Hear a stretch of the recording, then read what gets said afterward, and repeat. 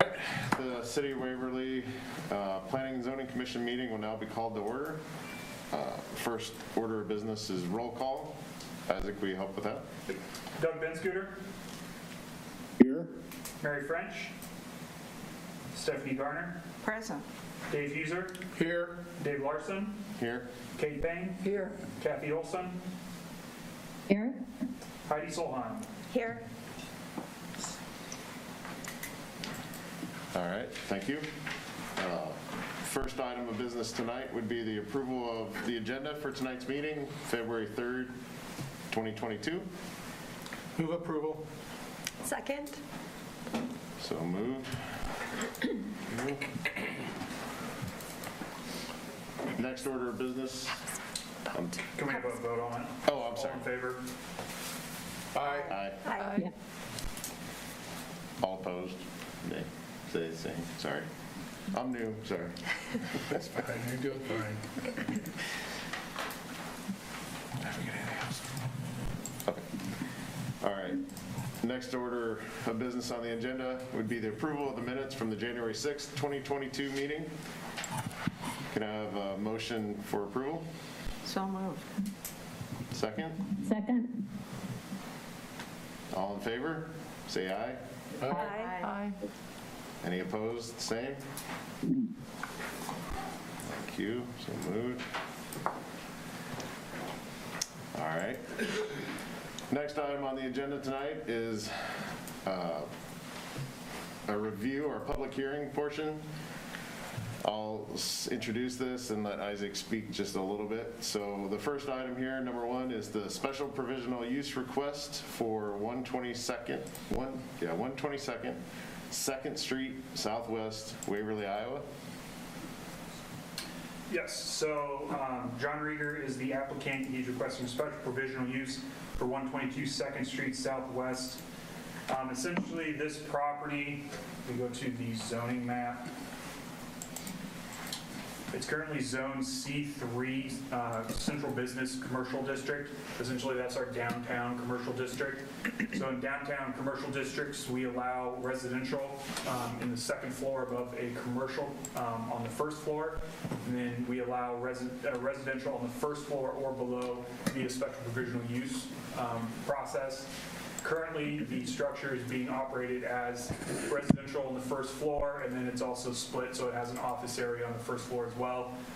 That's how it's been operating for a number of years. The applicant is exploring the possibility of selling the property, and he just wants to bring it into compliance. Right now, it's a legal non-conforming use, so he just wants to bring it into compliance. So that's why he's requesting special provisional use. We did receive one phone call. This individual was just asking about what the special provisional use request was about. They did not specify if they were for or against the request.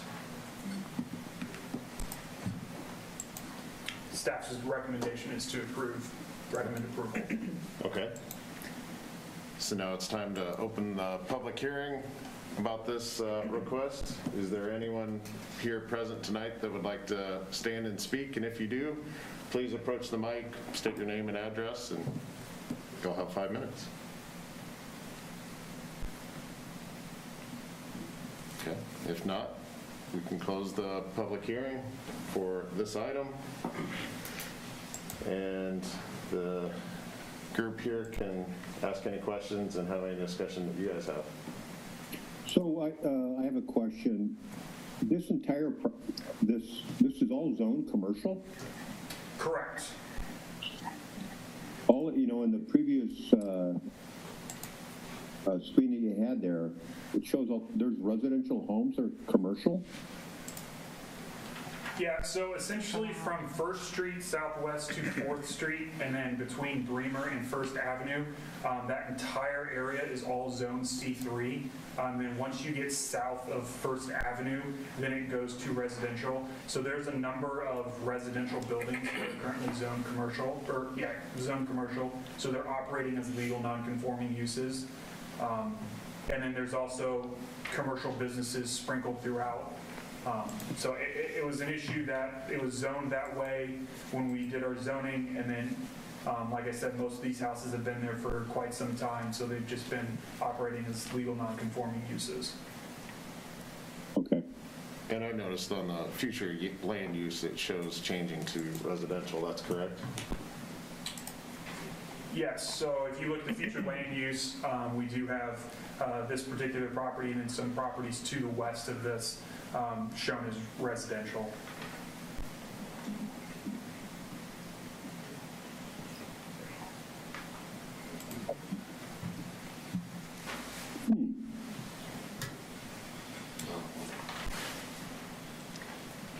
So there, is nothing that sets any kind of a precedent that would come back to bite us? Is that what you're kind of saying? That would be staff's opinion. Like I said, it's been operating essentially with residential on half of the first floor and then a office on the other half of the first floor. If the use were ever to, if they were ever to cease the use of residential in the future, then the special provisional use would go away if they cease that use for over a year. So if somebody were to turn it into a commercial property and only use it as commercial, then the special provisional use would go away at that point. So as long as it's continued to be maintained as it currently is, I think that this is kind of the situation where they threw in the special provisional use process for these types of properties.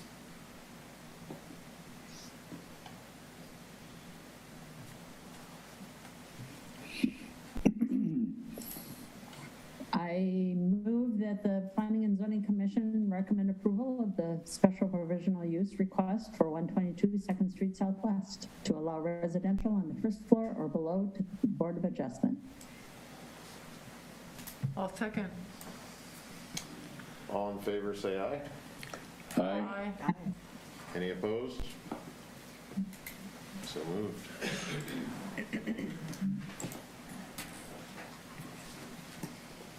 Okay.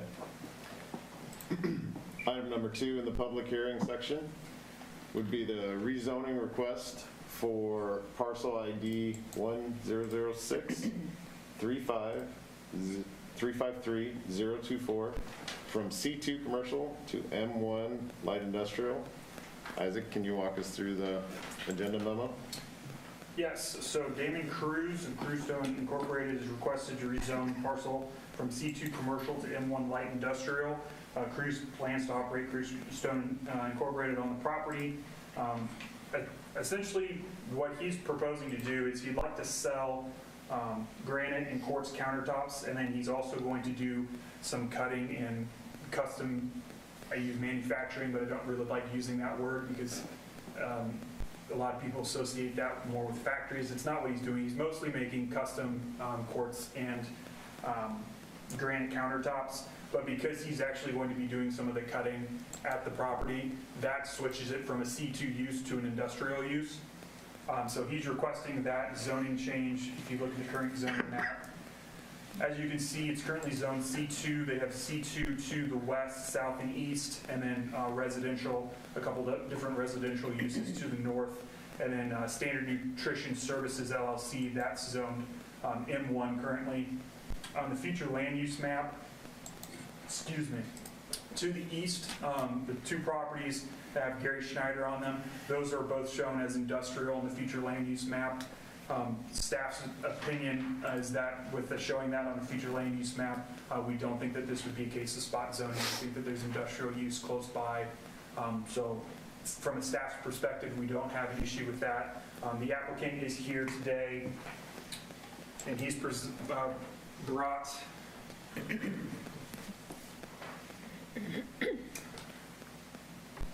those of you on my Zoom, I apologize, but he brought some preliminary site plans of potentially what could be built on the property.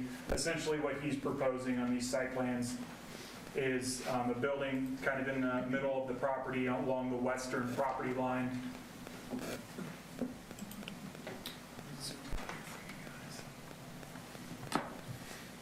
And then two entrances from the road along the east property line. So is there anything in that, because this is on the southern border there to a residential area, I don't think anything in our code would require any kind of berming or anything like that. Is that correct, Isaac? There are some screening requirements, and he is planning on providing some screening along the northern property line. From industrial to commercial, that screening is not required, so you'd not be required to provide that along the western and southern property lines. Okay, and then the entrances on the east side would be what, in the middle, further south on that east side, or where exactly are we talking? So I'm going to zoom in here. This a tree right here in the middle. So there's essentially, he's proposing to put a drive kind of in this area north of the tree, and then another drive kind of south of that tree. So again, I apologize that you guys can't see the site plan. It'll be included when we send out the minutes. But that's kind of what he's proposing. How much, I would call it heavy trucking traffic would there be involved with this?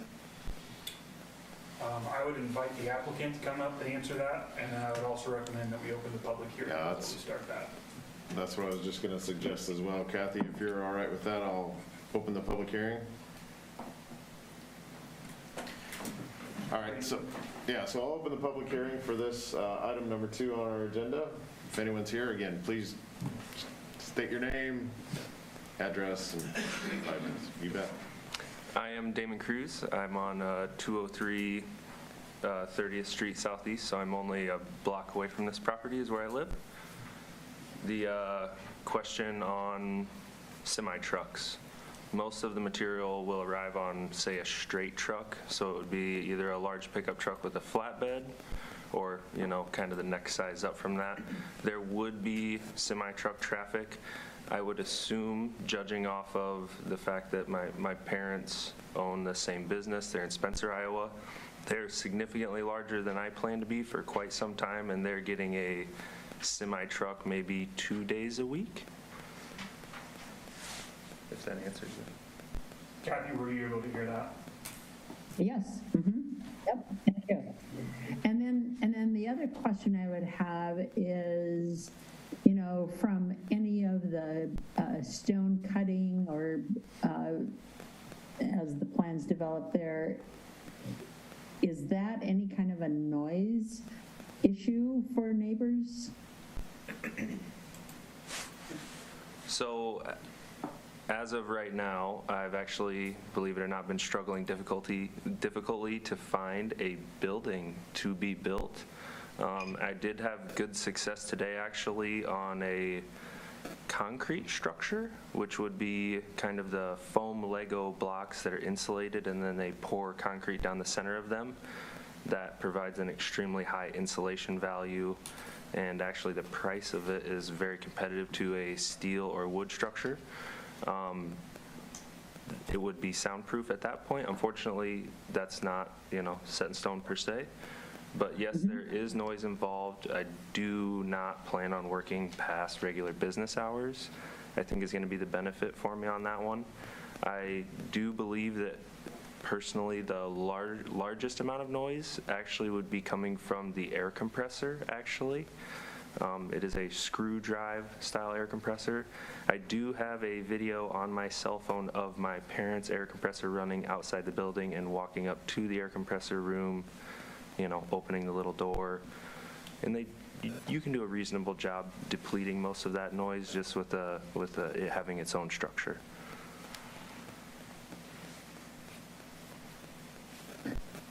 And this is kind of a selfish question. I'm out of town right now, so I wasn't able to drive by this property, but directly to the west, what is that? Directly to the west is the former Star Motel. And then El Sol's directly to the south. Okay, Okay, and looking north of the Star Motel, just to the west of the, the kind of the northern part of this piece of property, just to the west of that, what is that? Yep, so like I said, to the west is Star Motel, El Sol's to the south, and then everything to the north of this property and to the north and northwest of the Star Motel is all residential neighborhood. Yeah, okay, I see that, Isaac, but in the draft there, and it's maybe just what I'm able to view here, but I would call it the top half of this parcel and to the west. What is that? Right here? No, but south of that. Back part of the Star That part. Hotel. Oh, so that's part of the Star Motel. It is, okay. Is it developed? There's along this kind of the north and west property line of the Star Motel property, that's units, and then there's a green space kind of along the north and northeast property lines. That answers my question. Thank you. That's in there. Are you referring to the tree that's there? Is that what you're asking about? Right here? No, that's probably what I wasn't able to interpret, but you just answered my question. Thank you. May I? Yeah, if you have anything else to say.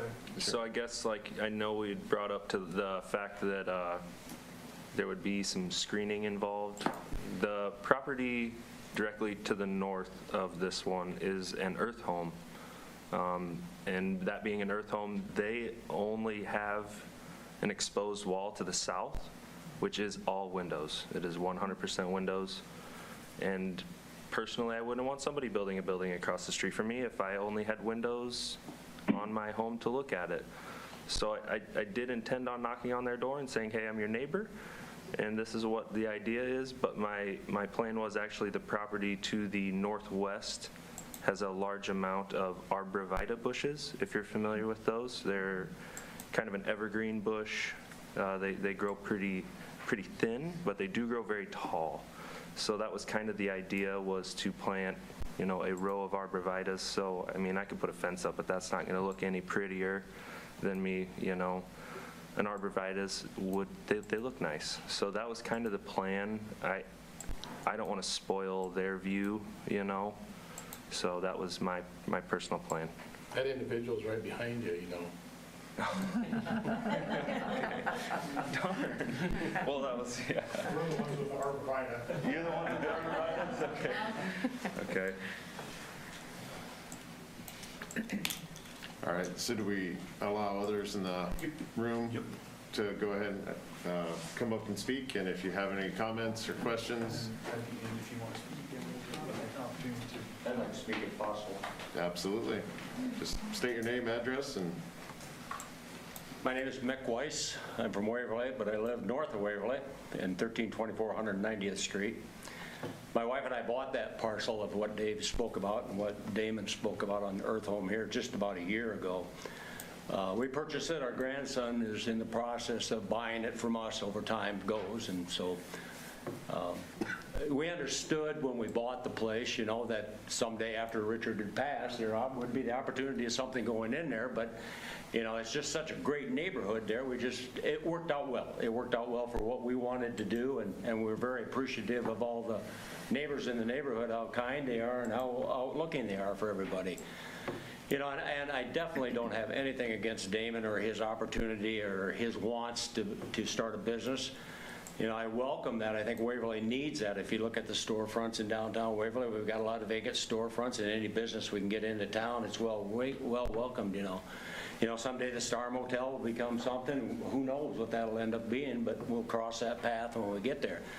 I think my biggest concerns is that the residential area that we have out there, and it is great. I mean, if my grandson would never decide to stay there, I would even look at the opportunity of me living there someday when I retire or something. But as it goes now, You know, we've got a daycare center that's just up the road, and every day in the summertime, we get 5 days of a parade of kids walking by, and it's just really neat to see that, you know. And we got a neighborhood that we don't have any excessive traffic, we don't have any noise, you know. And Damon's saying, you know, you're gonna have some semis in there now. That's gonna cause a problem. We've got Schneider's right across, although they really control everything well. We can't complain about that. They were there for a long time, and I respect them to the fullest. We got a restaurant up there that does an excellent job with their traffic. They maintain that. They got a good business up there going. But when it comes to that curve and that street, like Damon says, yeah, we got glass all on the south side there. We've got a great view. I hate to see the noise. I hate to see the dust. I know he said he'd plant some trees, and that's great, but those trees aren't going to grow overnight. You know, it's going to take some years for that to happen. And so I guess I'm just looking at, you know, why hasn't the city really entertained Damon as an opportunity to put him in the industrial park? I mean, we've got open spots in either industrial parks that I know of, and they're great opportunities for him. We got semi-traffic in the south and in the north industrial park as it speaks now. They're away from the residential areas.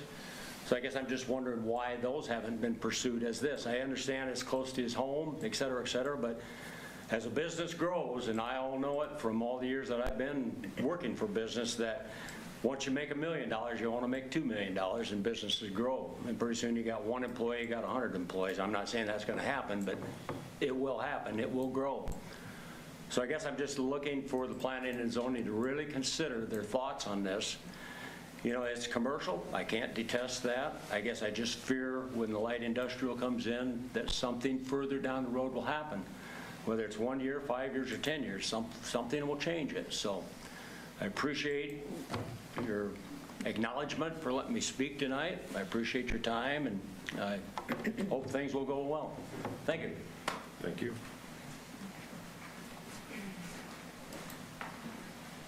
Hi, I'm Luann Camp. I'm the arborvitae, 201 Elm Street. My husband and I bought the house about 26 years ago in that neighborhood.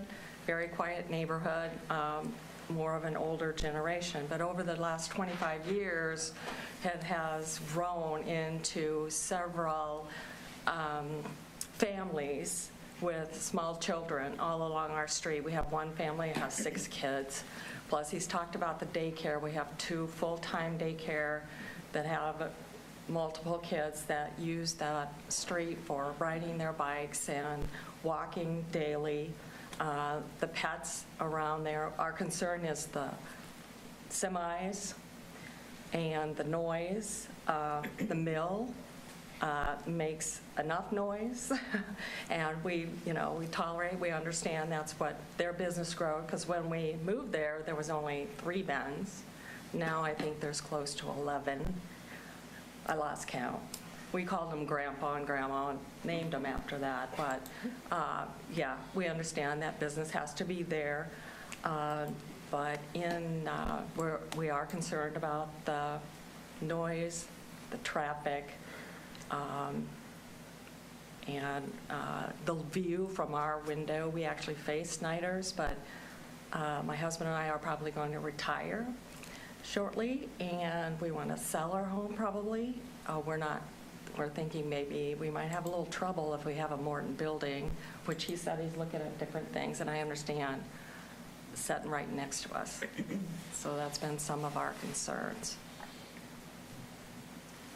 Any questions for me?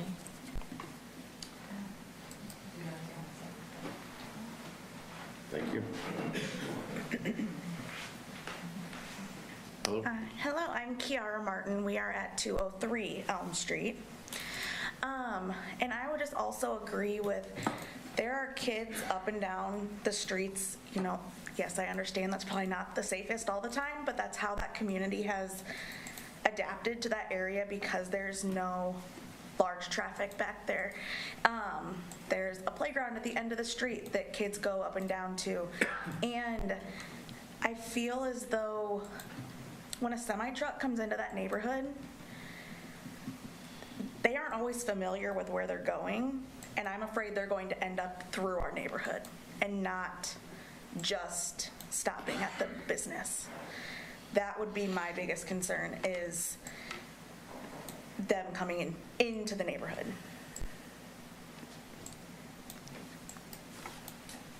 Thank you. Thank you.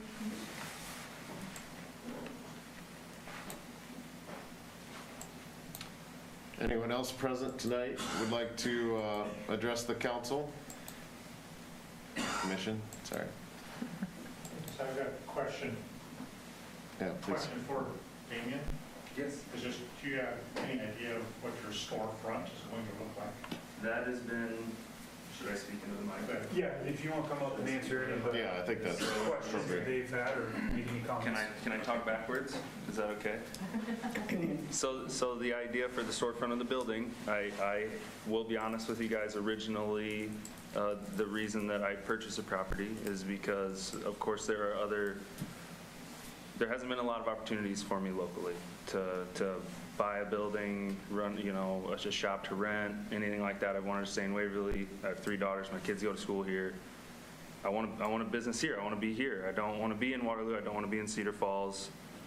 Waterloo, Cedar Falls have a lot of business opportunities for kind of the free land, but by the time I were to say build a building on this free land, the speculations upon the building, make it a $1 or $2 million building, and then I'm paying for it later in property taxes, right? That's the goal. That's why it's free land, right?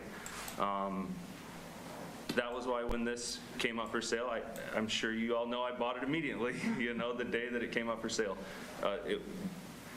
Forgive me, I don't want to, upset any of you guys, but if I were to buy the land and build a building, I wouldn't have to play by their rules and the guideline to have all of this crazy facade and a drawbridge and a moat and all this crazy stuff, so it was like, I could build a cheaper building here, and it could be a normal building.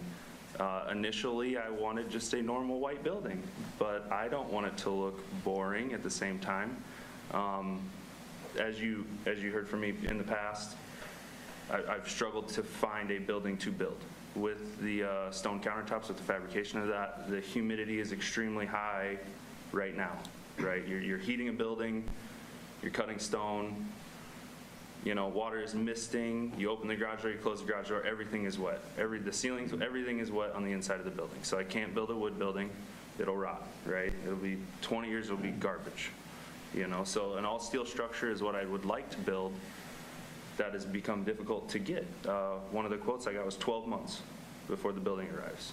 So it's like, well, I might as well build a wood building and try and do a concrete half wall, right? So, but like I said today, with the option of the concrete building, which actually is competitive with everything else, if not cheaper, to do an all concrete building, that completely changed my options for a facade because it is foam with the plastic strips in it. So we talked about stucco was kind of the idea today we talked about, and then that way it would be any color.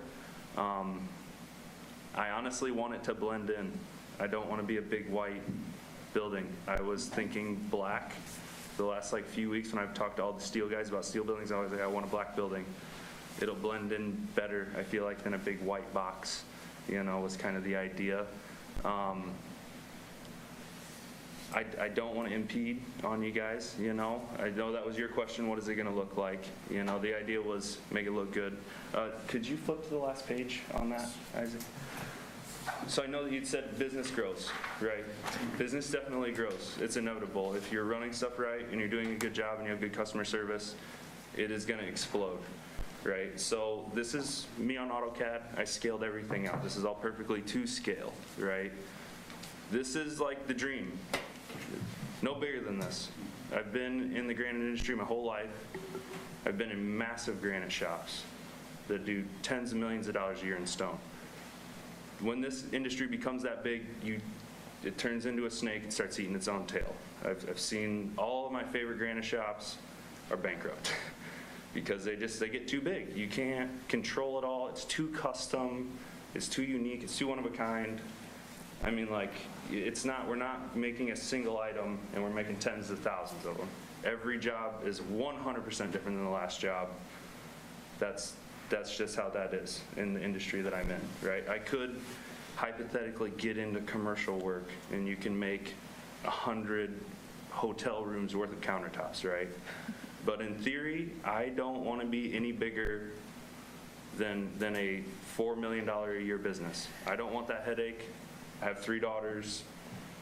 I don't want to work every day, all day, till I die, you know? I want it to stay, you know, if I say a hand shop today, which I will be hand fabricating, that will take more employees. Yes, that will be more guys there than customers, right? In this picture here, would you be able to zoom in on that, Isaac, a little bit, just on the house? So you notice that large rectangle and then the 2 small rectangles next to each other in the parking lot that I have drawn out there. The large rectangle is the largest street legal semi-truck, right? Just for reference, the 2 smaller rectangles that are stuck together are my dually 3500 pickup truck. That's a crew cab long box hooked to my 16-foot V-nose aluminum trailer for installation. So how large will your building be? What was that? How large will your building be?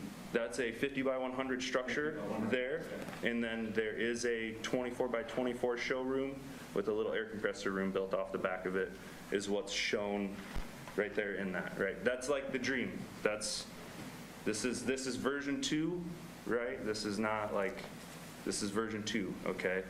So if you see those 2 large rectangles inside the building, that's the latest and greatest 2 pieces of machinery I could buy that would do everything, you know, for fabrication. That is a Soljet, it's a Sabre Jet Parks Industry on the top, and then what they call a Titan, which is a 5-axis CNC machine, right? So those are the 2 kind of, this is the dream, right? So I don't want it to be crazy. If you notice the little hash marks on the south side and what would be the east side of the building, kind of up north, those would be the garage doors. So that way we can deflect sound away from you guys, is the plan, right? So on that previous one, which you can kind of see through it, right? Those random rectangles that were all around the parking lot, those are where I would like to put the A-frames for the stone. You know, it's not going to be like, you're talking about the, you know, world's most exotic natural stones, right? Almost 90% of everything comes from Brazil. Of course, 50% of my market now is quartz, is the man-made product, right? If it was up to me, I wouldn't do any quartz, I would just do natural stone, but that's what my market wants, right? So that's what I have to deliver. So ideally, this is what it would be, and there would be 10 employees, including myself. I do not want, you know, I've watched my folks grow this business since I was young. They started when I was like 8 or 9 years old, and when they were a hand fabrication shop, there was a point where they had 18 employees, you know, and they were doing $4 million a year, and they decided that was it. This is too much. Do we lose contact? So like that's the idea. I don't want to. Like I said, I've been around all the big granite shops, and if it gets any bigger than this property doesn't work. It doesn't. Yes. We understand that most of the lots along Highway 3 are commercial lots. Was there anything available that you could have put along the highway? They are available. I'll be upfront with you guys. I paid $45,000 for this lot. That's what I paid that and made that happen uncomfortably, you know. So I mean, not uncomfortably, but knowing that this could be a thing, right? And those lots across the street are 1.5 acres, and they are $220,000, and I have to build a city street on them, and by the time, you know, we're looking at $270,000 for a piece of grass with a city street on it. The structures that I've been quoting, I personally would like to do a lot of this myself. I've built plenty of buildings previously. I worked for my parents when I was younger. I hated it. I hated everything about it, so I went and worked for other contractors. I can do all of this. It's just I don't have the time to do all of it, and I did get a quote actually today for someone else to do it. If someone else did it and did not do the parking lot, just the structure, not the dream building, you know, just the regular building, no office, no bathroom, and we were $415,000. So it's like the lots across the street at $270,000, I feel like would be insanity for me to do, because I could go to Cedar Falls or Waterloo.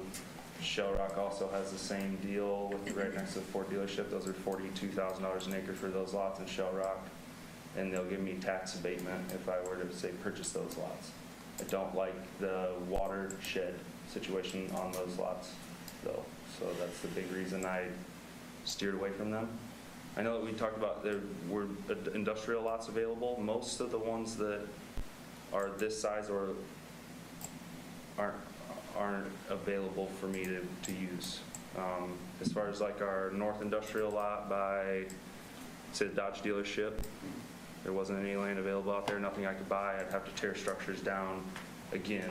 We're like kind of exceeding the $1 million mark for a building. And the building doesn't make any money, you know. The machines do, if I could get machines in it, but I just need a shop is where I'm at personally, you know. So, and then if we go to the South Industrial Park, Winnebago, there's nothing available out there. There's one lot available, I believe, behind AgVantage, but there's no access to that lot. There's a lot of space out there, there's a lot of grass, but there's nowhere actually that anybody will sell to me, because I've called everybody. I've called the guy who lives in, I believe he's in New Mexico, is Droppy. He owns those lots on 10th Street, way out on the west side. And he owns all those lots, and he will not sell them. And I've tried dozens of times for many years, so to try and buy those, I guess. Well, it isn't just your manufacturing. The Star Motel, we're assuming is for sale. We don't know the That's sold. details. That did sell. It's sold. Yep, it's sold. So, and it's commercial, right? Correct. So, did it sell to Casey's? Did it sell to It's sold to a group. I heard that it sold to 2 different people, so I don't know who it actually sold Well, to. we know it's commercial. Yep, but I know that the 2 plans I've heard, rumor, is one of them was to make it back into what it is. Is to renovate it exactly what it is, and it will play essentially exactly what the Red Fox is playing, where half will be full-time residents, half will be motel, right? And I'm assuming you've seen the building, you know how they're going to do it. Back half is going to be full-time, front time's going to be motel. The other one I heard was they were going to gut all of them and turn them into storage units, actually, was the other one that I'd heard. So I don't know what the plan is, but I don't think the plan is to tear the structure down. And put in. So, I do not think that's the plan, no. And we need one out there. I know, right? I know. We don't. There's so many in town. I know that you had concerns with semis. That's why I had the double driveway idea. Was I don't want semis back there. If I could do a single driveway, then I know that they would end up back there by you, backing in, backing out. Because as far as logic goes, with as far as building a building goes, and totally discrediting you guys' is option would be for me to actually turn the building 90 degrees, shove it up in the right-hand corner, and then have a driveway coming straight off of the main road and another one coming in. Because then everyone could just go right in and out. And I'm like, you guys are going to murder me if I run a driveway straight off of that road. But I was trying to get as close to utilities as possible with this layout is the idea. You know, just if you were wondering. There is a decent amount of earthwork that has to be done to the property. Are you planting a tree? I want to leave the tree. That's the idea. But if I have to, you know, like I don't want to say yes, but it's a healthy tree. I've looked at it. So I don't know if you guys have seen me out there wandering around in that piece of grass, but I bet if you were watching, you definitely have seen me out there running around in circles, pacing it out to try and get the topography of the land to figure out what all needs to be done. But there's a reasonable amount of slope in that piece of property, and that, you know, it would have to be, it has to be graded in order to make this layout happen, because this is the worst layout for the building, you know, because that's not the flat spot. So what's your best guess on noise? During the day, I'm not going to even compete with the co-op, because I remember walking around out there when it was like harvest season, and I was like, if I have to compete with a jet engine across the street, like you're not going to hear me. You're not going to hear me at all. The biggest worry is that air compressor room, which can move to the other side of the building. That's not a big deal. I just put it there mainly because it's closest to the electricity there. So, to be honest with you, you know, I know that's closest to you guys, you know, but that was the idea. It's not that bad. I do have a video on my phone if you'd like to see. I have the exact same air compressor my parents have. So I'll show you just for reference. Standing, say, in the street. In the building. with the doors open. If you were standing. I'll in be the honest, street- I'll be completely honest with you. The most noise that's gonna be made is the saw. The saw is the noisiest piece of equipment that's gonna be cutting a rock, right? So if you can imagine a concrete saw minus a gas engine, it's reasonably loud. Yeah, I don't wanna like be a liar. I don't want you to hate me later, you know. But you said that would be inside. It's gonna be inside, yes. It's not, none of this is gonna be happening outside, you know. Maybe during the day if you got a boy out there like prepping a seam in a trailer, but we're talking a minute or two of hearing a grinder run, you know, so. That's- My concern is the noise that I'm going to hear. Yeah, yeah, So, you know, yeah. if you're standing in the street, It's not gonna be bad, no, because that we're spaced far enough away less than Schneider's, dramatically. Yes, dramatically less than Snyder's. Because Schneider's is loud. They're very loud, even from that far away. Because like when I went initially looked at the property, what we were in November, so harvest was still, they were still kind of full tilt over there at Snyder's. And it was like, that place is loud. I can hear them from my house because I'm 4 houses off of 3 on 30th. So I'm right there. I mean, ideally I would like to drive a golf cart to work is the idea, so. But still, your saw is going to be an added noise. The saw is the noisiest thing. The saw, the air compressor, but the saw is going to be like, if say we were trying to make the most noise possible. The saw. The air compressor's got to run 8 hours a day. The air compressor runs all day. It's screw drive. Yep. But it's not. They scream. They scream. Well, you get a bad bearing in a motor, they get really loud. Yes. Yes. So I mean, you've got a good plan. You just have to understand our. Oh yeah, yeah. No, you're the biggest one I worry about, honestly. I mean, I wanted to run around and I apologize I haven't met you yet, but it's been cold out since November, so I mean, but that's the idea, I guess. You know. I mean, is there any other questions you guys have for me? Did I try and address most of them? I mean, I wish that there was a different opportunity that I wasn't across the street from you guys. I really do. I really do. But after I hate to say I got an argument with my wife. I didn't get an argument with her, but I was upset with her because I was like, there's nothing for me to build on. There's nothing for me to buy. And she was like, have you looked today? And I'm like, no, I haven't looked this week. So you're And that was when she currently found doing it. the business now? Yes. Where yes. at? Yes, Spencer, Iowa. Just in, okay. And where my folks are at. So they have this same equipment that we're talking, well, they have the same So equipment. everything that you do locally here, you just ship from there? Everything, I go up there and I fabricate it. I do everything up there. I drive back and forth. I have a 6-hour drive every week. So, yep, Okay. once a week I go up, typically Wednesday, Thursday, and I come back. I take care of my stuff Friday, Monday, paperwork Tuesday. So, it's cumbersome. So, but, does that clear everything? Do you guys have any questions for me? What happens if you would move it to the south? And so you get away from the residential? Schneider Milling was a big thing that I liked because they have a lot of electricity. Is I there understand, but electricity out there? you might be able to appease the residents if you move it to the south. Move the building, mean the the Move structure. the building to Yeah. the south. Would you guys prefer me to be up behind El Sol? I'm just or up asking that against El Sol? question because I don't know if it might be appease the residents if you moved it. It's a lot better than what it is right None of this now. is set. None of this is set up. You know, it's just like I figured. Putting the building along the south is the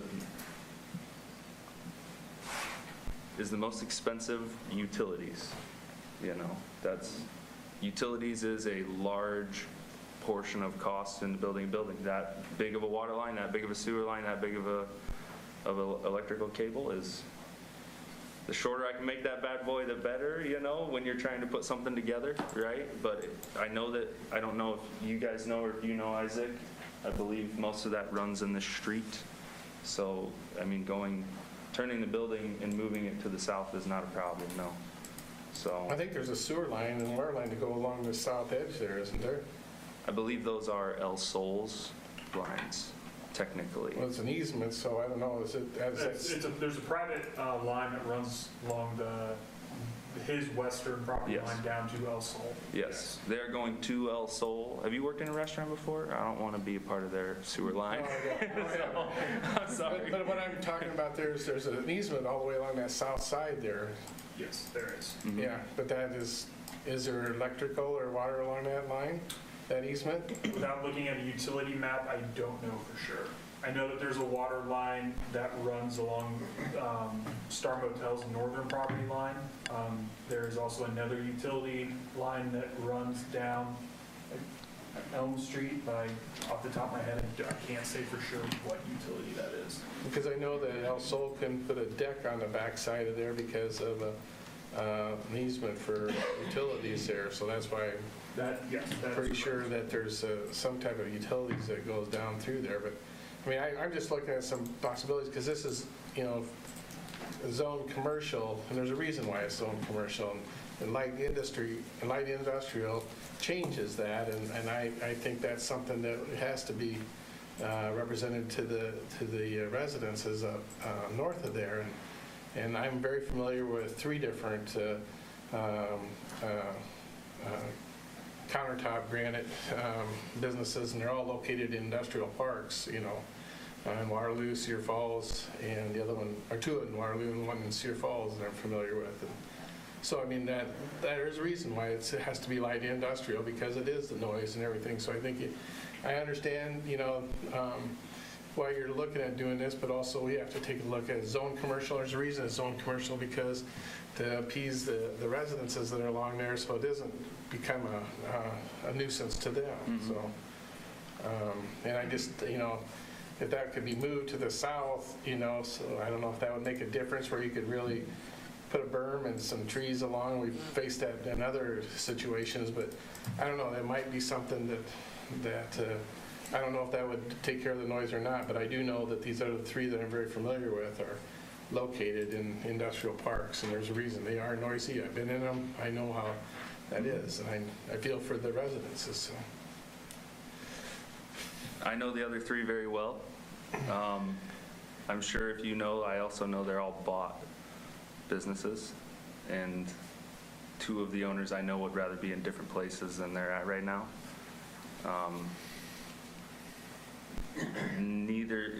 One's overutilizing their space dramatically, the other one is underutilizing their space dramatically, and then your last one is kind of they're out in the middle of nowhere. Mm-hmm. Like they're lucky where they're at, in my opinion. I know he's kind of the newest one, so. That's the only reason I know. No, I would love to be. I would love to be in your industrial park. I would. But we got to take a look at what the people that are living in the area. They got to keep their. I understand that Standard Nutrition does create some noise there, and so but that was there before. Mm-hmm. Even the whole residents were out there. Oh, yeah. Now it is increased over the years, but we still need to to think about the people that are living there. And that's why it's commercial and not light industrial or industrial right now. I think those storage units to the west, that was rezoned to light industrial, wasn't it? Mm-hmm. If I remember right. But so your noise today would be 0. Your noise when it's 110 degrees out in the summer is where the doors would be open and the fans would be running to keep a guy cool if he was in there working. Yep. No, I understand. And this layout kind of points the garage doors away, was kind of the idea of that, that was another big reason it's angled this way, garage doors pointed away. It's hard to, the lot being 150 by 250 feet, it's hard to build a 100-foot long building or even a 75-foot building turned the other way,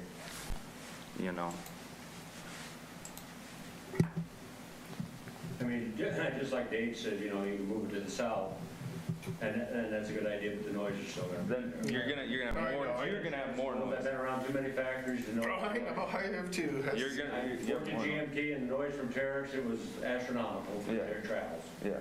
The dust is still going to be there, and you're going to have 10 employees. The traffic's going to be a mess. It's going to be more traffic right there. Yep. That's the idea, is to have, I'm not going to have 10 employees. This will be a long time before then, but I hope not. No, I'm not trying to get rich. I'm not, I promise you. Money does not buy happiness. So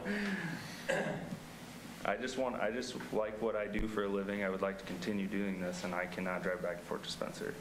And this is the first piece of property in Waverly that was even remotely acceptable so far.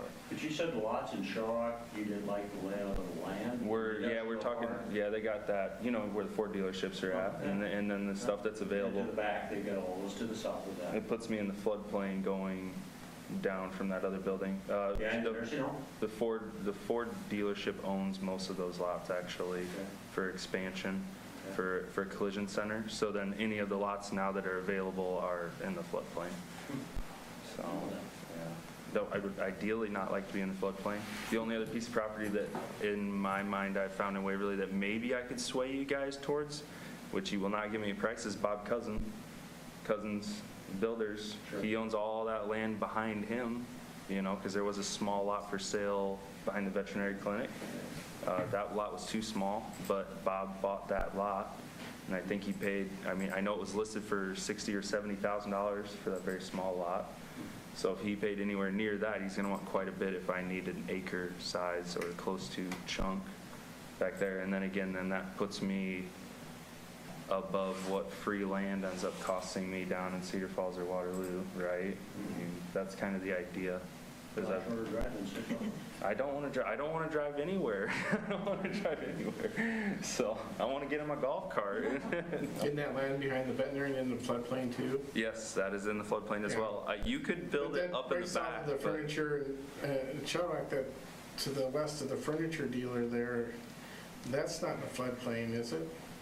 That's owned by the Ford dealership. Wait, yes, To the west that's of the not furniture? in that floods though. That floods. That's all wetland. My folks are on what would be wetland. I think And- there's a drainage piece there that takes it out of the floodplain. Yeah, but it'd be I don't think the Ford dealer owns that land to the west of, or to the west of the furniture. to the dealer. west of the furniture store. They don't, but that's all wetland. I get what I'm saying is it being floodland, wetland. That's drainage land, right? So my folks, where their shop is built on what was previously wetland, and they have the most insane amount of settling issues. They cannot concrete their parking lot. There was people looking at putting apartment units on there, so I don't know that that's. I They don't do. think it's They in the build all flood. kinds. I'm not gonna. It gets wet there. I've had multiple people just in Shell Rock tell me that, and that's what I'm going off of is hearsay from Shell Rock people telling me water is there. It's wet land. All right. So. I appreciate all the comments. I guess I want to No, pull us together and give you a minute here, but if there's any other questions, I want that to come up. And then if anyone else would like another chance to speak, and then Just reiterate that our big concern is the noise. It's the number one. Well, when you say it's not going to overpower Schneider's, but it's going to add to it, it's not going to be louder than it, but it will add. It just adds to that. I don't think I'm gonna add to them. They're gonna outrun me by the noise they were making. Maybe, I don't know if they're quiet now for you guys or if they're quiet in the middle of the summer, but there's no way I'm gonna compete with what I was hearing while I was standing there in November. There's no way I'm gonna compete with the noise they were making. The real thing is if I can build a concrete structure, then noise is not a problem at that point, you know? It's just, In the wintertime, yeah. some of that will still be. You don't have your- The summertime, I'd like to have the doors open, yep, because it's gonna be, I don't wanna buy you can't air condition a granite shop, you can't do it. So, The Schneider's, does a good job. I mean, in the November, our side it is noisy. Oh, yeah. The rest of the season, we don't hear much. I mean, you're pretty convinced.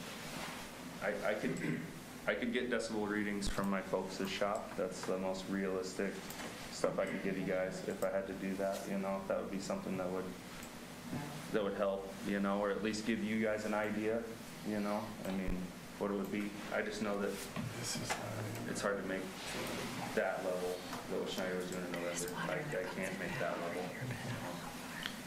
all right. Sorry, yeah, this is the only opportunity I've been able to find, period. This is 7 years of me being self-employed. This is the first one we're to this point even, so I'll conclude. Thank you. With that, I'll close the public hearing for item 2, which is the rezoning, and we'll turn to the commission for discussion.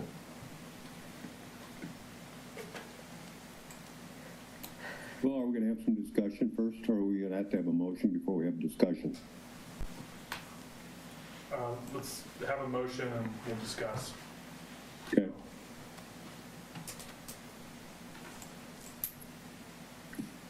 Isaac, can you put it back up on the screen for us that are remote, what the application was for?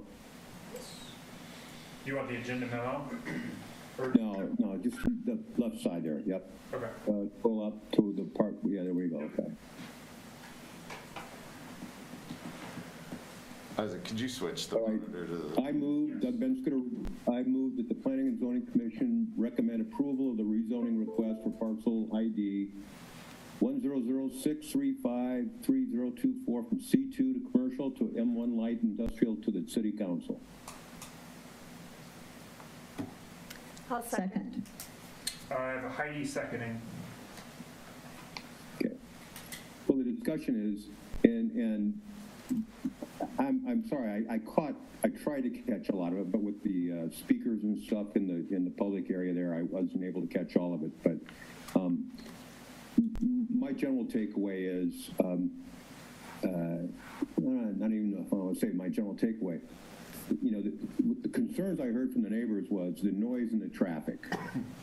And then there was a lot of discussion about why couldn't he find some other place, I think, and this really isn't that forum for why he couldn't find some other place. It's this particular project, this particular facility, this location is the one we're supposed to be focused on right now. So the noise, and if this is commercial, I'm sorry, let's back up. If it's for the traffic, if this is commercial, there could be even greater traffic than a light industrial. It just depends what the use is going to be for. Secondly, you know, the noise, if he's, my only concern is he going to operate with his doors open? Is he going to be cut in stone when the doors are open? And I didn't hear whether he was or he wasn't, or if it's hot in the summer, he's going to open up the doors, and then it'd be a concern to me. But if it's a closed operation, the doors are shut, he's got ventilators in there, he's got air conditioning, all whatever he needs to do, and it's soundproofed to a certain extent. A commercial operation is going to make that kind of noise.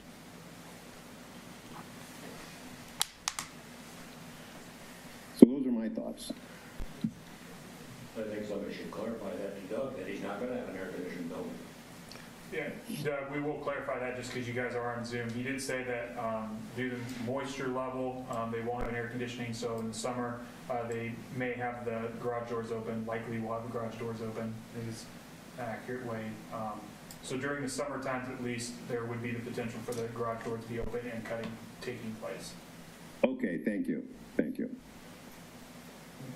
And those garage doors would be toward the east or to the south, or? Facing east, correct? East and south. They'd be facing east and south.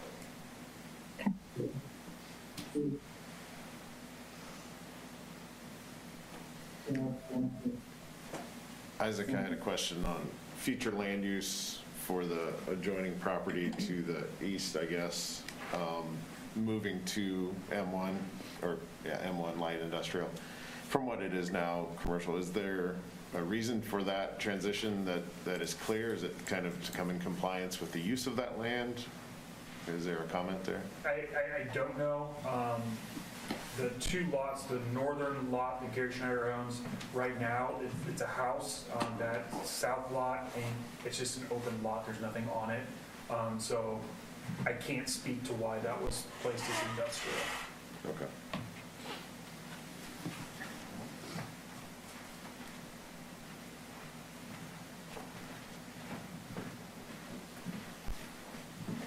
Where exactly, I'm responding to one of the questions that was raised in the neighborhood there. Where exactly is the daycare? One's on Oak and one's on Pine. They're private homes. Yeah. So there'd be home there. private homes, one's on Oak Street and one's on Pine Street. And there's a third, but I'm not sure where that's located.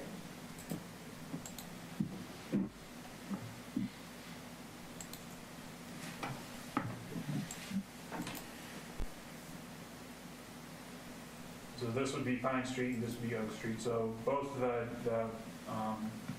daycares would be located to the west of this property. They wouldn't be located on Elm Street.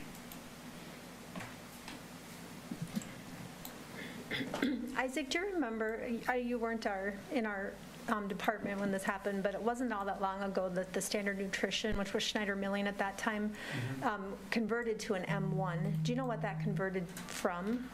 Do you guys remember that? Was it commercial and they went to M1? I don't remember, but I do remember doing it. Yeah, so I'm just trying to, so the future land map, is the Schneider, Gary, those two properties, is that, I mean, I'm assuming that took place after we rezoned Schneider Milling. So Schneider Milling currently is zoned M2, so I wonder if it was rezoned from M1 to M2. But if it was rezoned from a commercial use to an industrial use, my assumption would be it was rezoned from a C2 based purely on the fact that the other commercial lots are C2. When you say that, I think it was an M1 and went to M2, just went into a heavier industrial. I feel like it's a little bit of a stretch since the two properties between those, even though it shows it in the future, they're currently residential and vacant for the uses. It just feels a bit of a stretch to put an M1 then in the commercial side.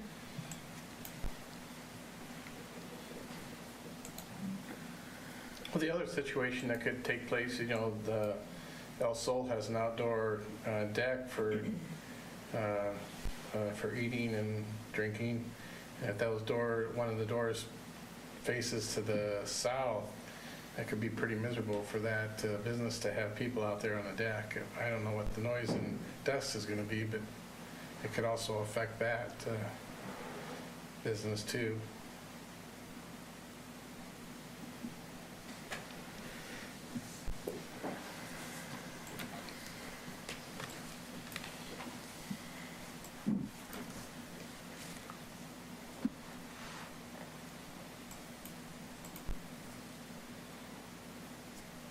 Additional. I'll call the question. Dave, if it's all right with you, I prefer to do a roll call vote on this. Absolutely. All right, so we'll do a roll call vote. Start with Dave Larson. Dave Larson. No. Kate Payne.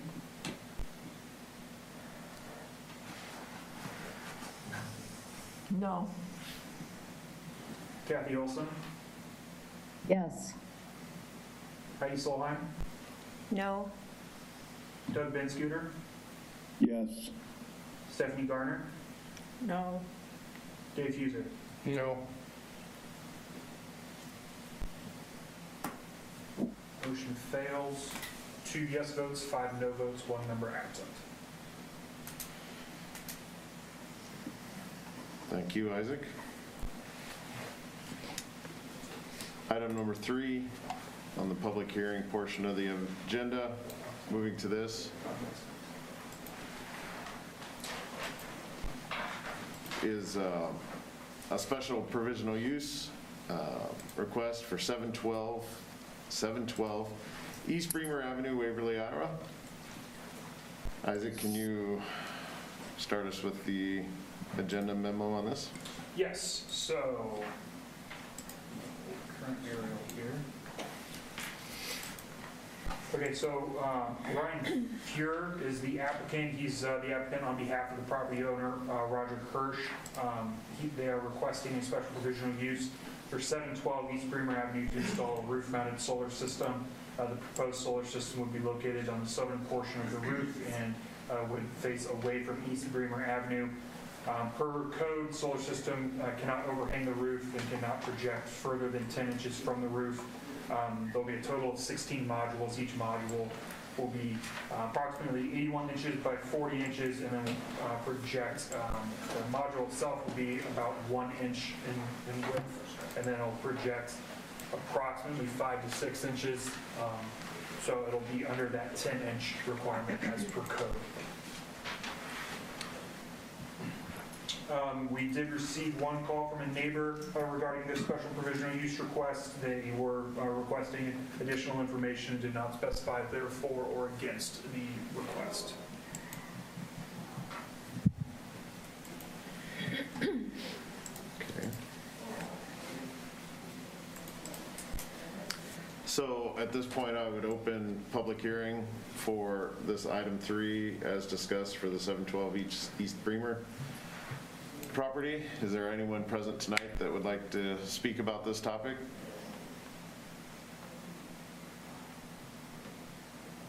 Seeing none, I'll close the public hearing and ask for a motion. I move that the Planning and Zoning Commission recommend approval of a special permit used to install a roof-mounted solar system at 712 East Bremer Avenue, Waverly, Iowa, to the Board of Adjustment. I'll second. I'll open to discussion with the commission.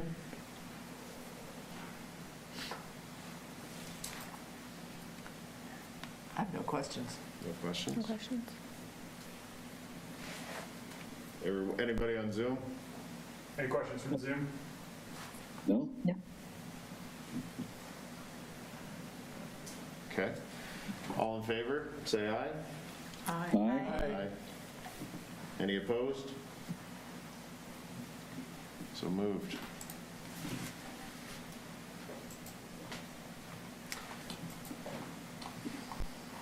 Item number 4, under our public hearing portion, is stated as a special provisional use for 101 29th Avenue Southwest, Waverly, Iowa.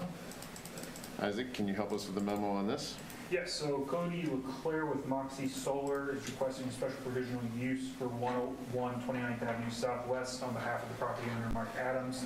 The requested special provisional use is to install a ground-mounted solar system. So our code specifies the ground-mounted solar systems must meet the setback requirements for whatever zone the property is zoned. So the primary structure setback requirements for this particular property, it's zoned agriculture. The setback is 20 feet. They will be located 20 feet from the southern property line. And then they also specify that it cannot be more than 15 feet in height at any point. And then this will be approximately 11 feet, 134 inches to be specific. There'll be a total of 20 modules. Each module will be 61 inches by 41. There'll be approximately 350 square feet of modules, if I did my math correctly. Again, it'll be facing towards the south, away from 29th Avenue Southwest. We did not receive any correspondence from neighbors regarding this special provisional use request. And I do believe that we do have a representative from Moxie on the Zoom if they would like to speak on this. Hi, my name is Turner Young from Moxie Solar. Yeah, the array would go in the bottom left portion of that blue line that you see there. And yes, it is 20 feet away. So yeah, just let me know if you need any other information other than that. Okay, with that, I'll open the public hearing portion for this item number 4, special provisional use. Is there anyone present tonight that would like to address the commission? My name is Mark Adams. I'm the owner of the place. Okay. Did you go? Yeah, if you could. I'm sorry. I guess I really don't have a lot to say. I'm just excited about this opportunity to do this. I've been studying it for a long time, and I think it's finally just coming together real well. And I'm excited about doing my part on just helping plan it out and saving money. Basically, is what it amounts to. Retirement's coming up pretty soon, and there'll be one bill that I'll be able to not have to worry about, that type of thing. So, anyway, thank you. Thank you. Anyone else present tonight that would like to make a comment or address the commission on this topic? Hearing none, I'll close the public hearing portion for item number 4 and request a motion from the commission.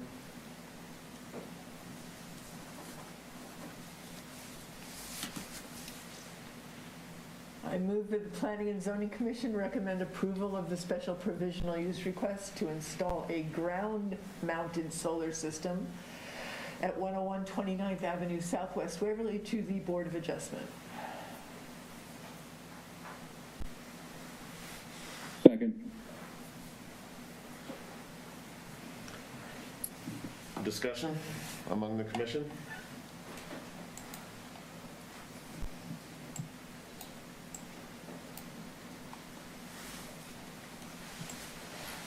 Hearing none.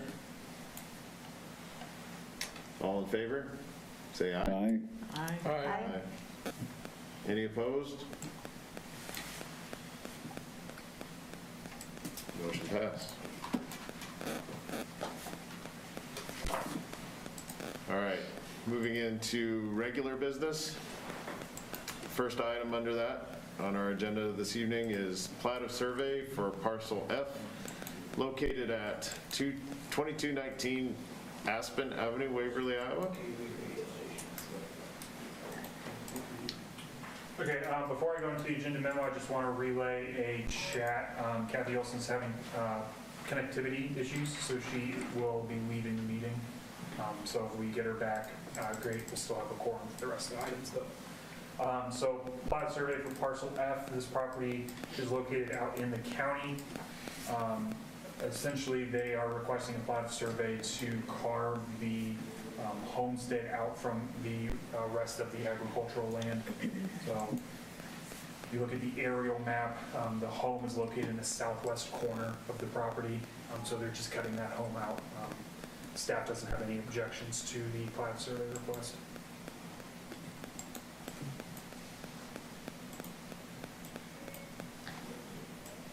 Procedural question.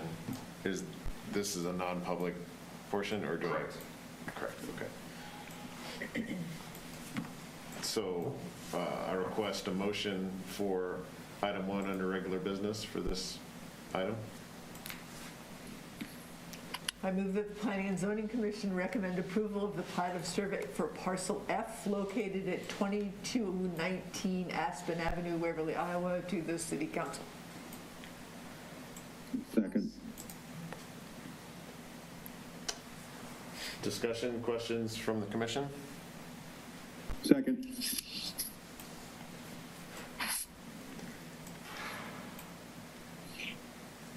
All in favor, say aye. Aye. Any opposed? Motion passes. Transitioning to item 2 under regular business, preliminary and final plat for B.W. Jensen addition. Isaac, can you walk us through this agenda memo? Yes, so B.W. Jensen addition, the applicant is Waverly Shell Rock Community School District. We reviewed these plans the last couple of planning and zoning meetings. Actually, this is for their proposed elementary site on 5th Avenue Northwest. This is splitting off the lot that they have moved forward and presented a site plan, and the site plan's been approved for. They're just carving that lot out to purchase. So on this particular preliminary and final plat, they'll be carving out 2 lots actually, lot 1, lot 2. Lot 2 is an existing house that was carved out of the larger portion of this 40-acre piece at a previous time. We're just including it as lot 2. Outlot 1 will remain as the existing farmstead and then the agricultural land, and then tract A will be dedicated to the city as city right-of-way upon completion of the school's portion of that city street. City staff recommendation is to approve the preliminary and final plats. Can I jump in and say that I'm going to recuse myself from this, and if there are any questions, I am available to answer them. I'll just move to the different mic.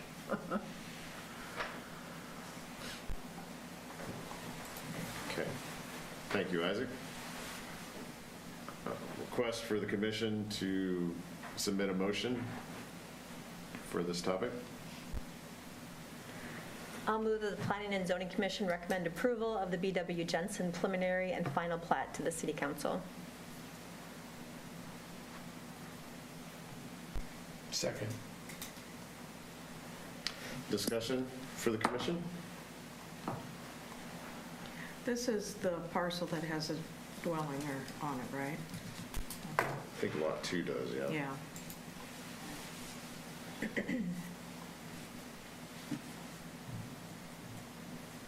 Yes, so Lot 2 has a dwelling on it. It's currently, understanding it's being rented out by the property owner. And then out Lot 1 has the existing farmstead located on it. It's under the demolition up here, right? Yeah. So because this is in the city limits, it's okay that it's less than an acre? For the Lot 2, you mean? Yeah. Yes, correct.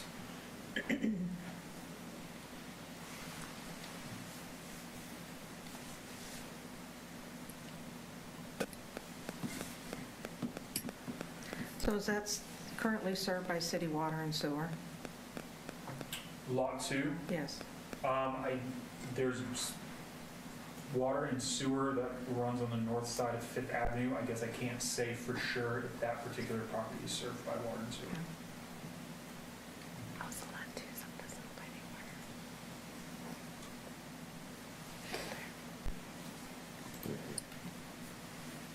Kind of the northeast. So there's Lot 1, Lot 2, and out Lot 1. Correct. So Those Lot three. 1 will be where the school will be located. Out Lot 1 will be the remainder of the undeveloped piece of the property. And Lot 2, the existing house, and tract A is the right of way.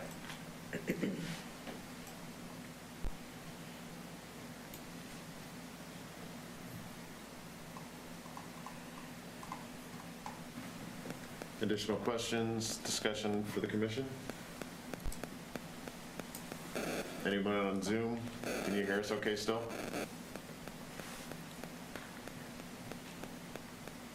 I have heads shaking yes. That's good. I see him now on this one, sorry. All right. I'll call this to a vote. All in favor, say aye. Aye. Aye. Any opposed? Motion passes. Next on the agenda, old business. Having none, what I see on the agenda. Is that accurate? Correct. Okay. Moving to agenda item H, new business. First item is discussion of the R2 and R3 residential code changes. And we have some text here. Yes, so essentially, a lot of these code changes were brought up when we were discussing the Anna Estates, and it was brought to our attention that there's some inconsistencies when it comes to our R2 and R3 residential codes, specifically about driveway considerations and widths of driveways. So we've just, and some lot area as well. So we just wanted to bring some code changes to you guys. We wanted to discuss them at this meeting with the intention of them bringing them back for the March meeting for a vote, a recommendation, and then move on to the city council. So it's page 2 of the attached under H1. The entire packet being page 103 of 114. First proposed change is under section 100.7.03H, which is street and right-of-way considerations. We're just providing an alternate street width. Street width shall be provided at 29 feet and right-of-way at 60 feet wide with parking on one side of the street. So it's just giving the alternative to providing either the street at 37 feet and parking on both sides or at 29 feet. That's the only change to the R2 code. You also had under G. Yeah. On 3. Yeah. What about the change from 46 to 36 Oh, feet? yes, I apologize, I went over that, yes. So the driveways we're proposing to go from 46 to 36 feet maximums. That lines up with the maximums in our other codes. This is for two-family and single-family attached dwellings. Only that matches up with some of the other code requirements in our code. So just being consistent for single-family and two-family dwellings throughout our code. Yeah. And so then in R3, the first proposed change is under section 100.8.03, 1A, the minimum lot area, and then kind of lumping minimum lot width and depth. Our calculations were getting kind of strange, and they were all being altered from how we were calculating one, 2, 3 families compared to how we were calculating them in R1 and R2 districts. So essentially, we're just lining those up. So one family being 4,000 square feet, 2 family, 6,500, etc. Minimum lot width and depth is kind of the same thing. Lining them up with the units per lot area. Density requirements, kind of the same thing. Minimum building dimensions, we're changing that to be more just straightforward, or changing from 24 feet for 75% of its length to 25 feet to 80% of its length. And then again, changing the driveway considerations.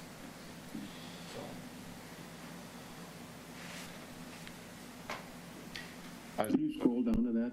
Yes, I apologize. Isaac, a point of clarity, if I could. Yes. When you say aligning with other code, is that, what do you mean by that exactly? So kind of going with the same formula that we're using for our one code. Okay. So it's consistent as we move to each R1 to R2 to R3 is correct. consistent. Okay, thank you.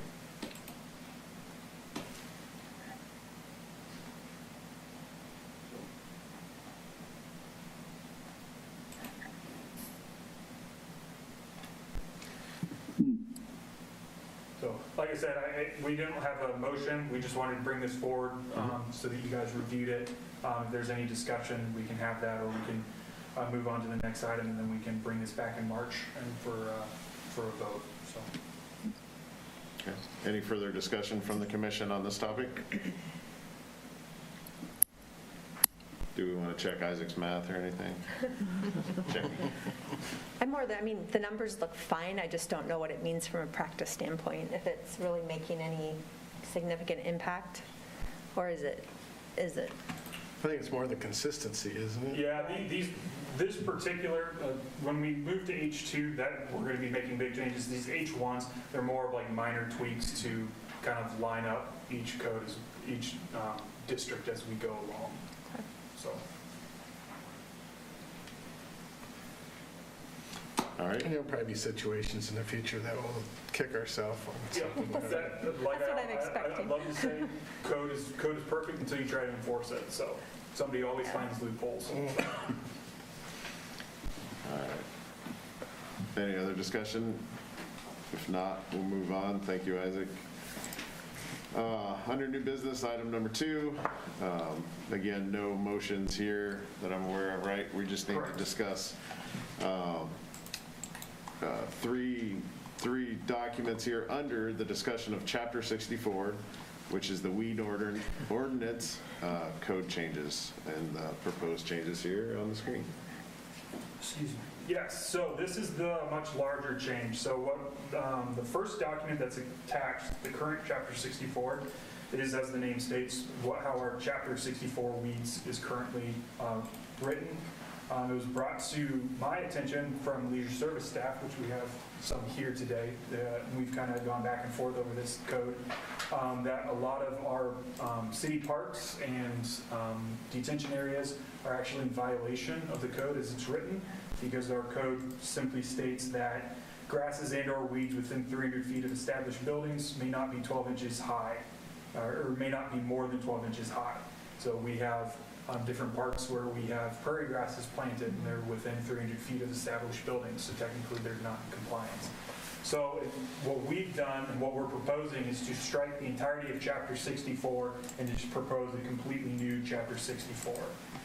So what we've done is the definitions, that's fairly straightforward. It's simply defining the different players. The Bremer County Weed Commission brought in for different noxious weed control programs, city administrator, code enforcement official. At the current time, that's my role, leisure service director. Then we define nuisance, and then noxious weed as well. And so then what we The big change what we're proposing is to go to a tier system. So there'd be 3 tiers. First tier would be all developed properties in the city, residential, commercial, industrial. If it's developed, it would fall automatically under tier 1. These described properties must maintain all grasses and or weeds to a height of 8 inches or less and must be kept free of noxious weeds. So we're bumping the 12 inches down to 8 inches. Looking at communities throughout the state, really that number varies from, some have it at 6, some have it at 8, 10, 12, 14. It varies pretty wide. So then the next one we'd be bumping to would be tier 2, again described as agricultural, undeveloped properties, residential, commercial, or industrial that do not directly abut developed properties or developed properties with an approved property maintenance tier permit. So these properties would be allowed to have grasses and or weeds that are kept at 24 inches or less. They must maintain the property free of noxious weeds, and then all described properties must maintain a 10-foot buffer keeping grasses and or weeds to a height of 8 inches or less. There must be a 10-foot buffer between tier 2 properties and tier 1 properties that is essentially kept at the 8 inches or less. And then tier 3 properties, these would be strictly stormwater detention or retention properties, and then park and open spaces, right-of-way ditches inside city limits. Essentially, these would be stormwater detention and retention properties and parks owned by this city. So it would be just kept free of noxious weeds. We wouldn't have a certain height that grasses and weeds are required to be kept under. So we have some exceptions. We have some other parts of this code, but I want to bring up the property maintenance permit. The property maintenance permit, essentially, like I said, every developed property would automatically be in a tier 1. If you wanted to do a tier 2 or a tier 3, you would have to fill out this permit. The information, current property use zoning district, which tier you're applying for, and then on the second page, we have permit application requirements, we have general requirements, and then permit requirements. And then we also have examples of tier 2 and tier 3. These are pictures that was provided to me by the leisure service staff of different areas where we have prairie grasses planted throughout the city. And what we're looking at when we say allow grasses and weeds, and this is what we'd be looking at. So when we were talking about this, we looked at communities throughout the state that have like wildflower programs where they allow residents to have wildflowers. A lot of them are based off of a percentage of the property and can be kept like this. What we'd be proposing if somebody were to apply for a tier 2, they'd be allowed to have them in the rear yard. You wouldn't be allowed to have them in the front yard. You'd have to keep that as a tier 1.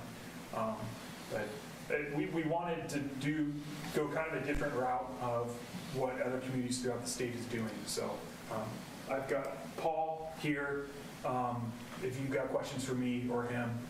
And like I said, I know that this is the bigger change, so if you've got questions, please let us know, and concerns, and we'll address those as best we can. So in recent years, there's been a push. I know there's a department at UNI that's been pushing for natural lawn care, trying to bring back our pollinators and some of those. Mm-hmm. Would this prevent someone from not using weed control in their yard if they chose or insecticides and pesticides? And so that we don't specifically address insecticides, pesticides, those types of things.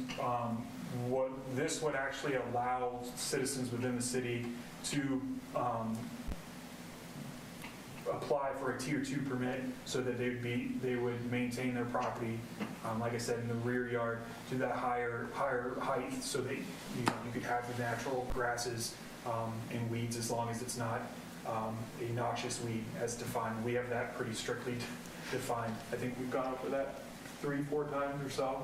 So I'm looking back at Paul Chevelle. He's our leader service staff here. So no, that would actually promote kind of what you and I is looking at. So Isaac, a question.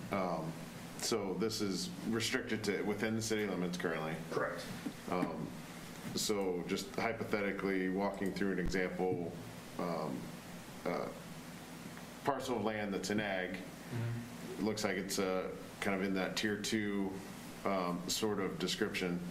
If an adjoining property does become developed, the owner of this, the ag portion that I just mentioned, then would he either need to get a permit in a situation like that if that development occurred, or would there be any sort of transition period, or does that impose restrictions on the neighboring land? Yep, so in that case, in an ag piece of property, obviously the agricultural crop is not governed by that. That's different from grass or wheat. But they would be required to maintain a 10-foot buffer along their property line to the neighbor's property line, assuming that their neighbor's property line is tier 1, where the grass and or weeds are kept at a height of 8 inches or less. Okay. So that could force additional maintenance of the ag land. Correct, yes. Based on the development of a neighboring parcel. Correct.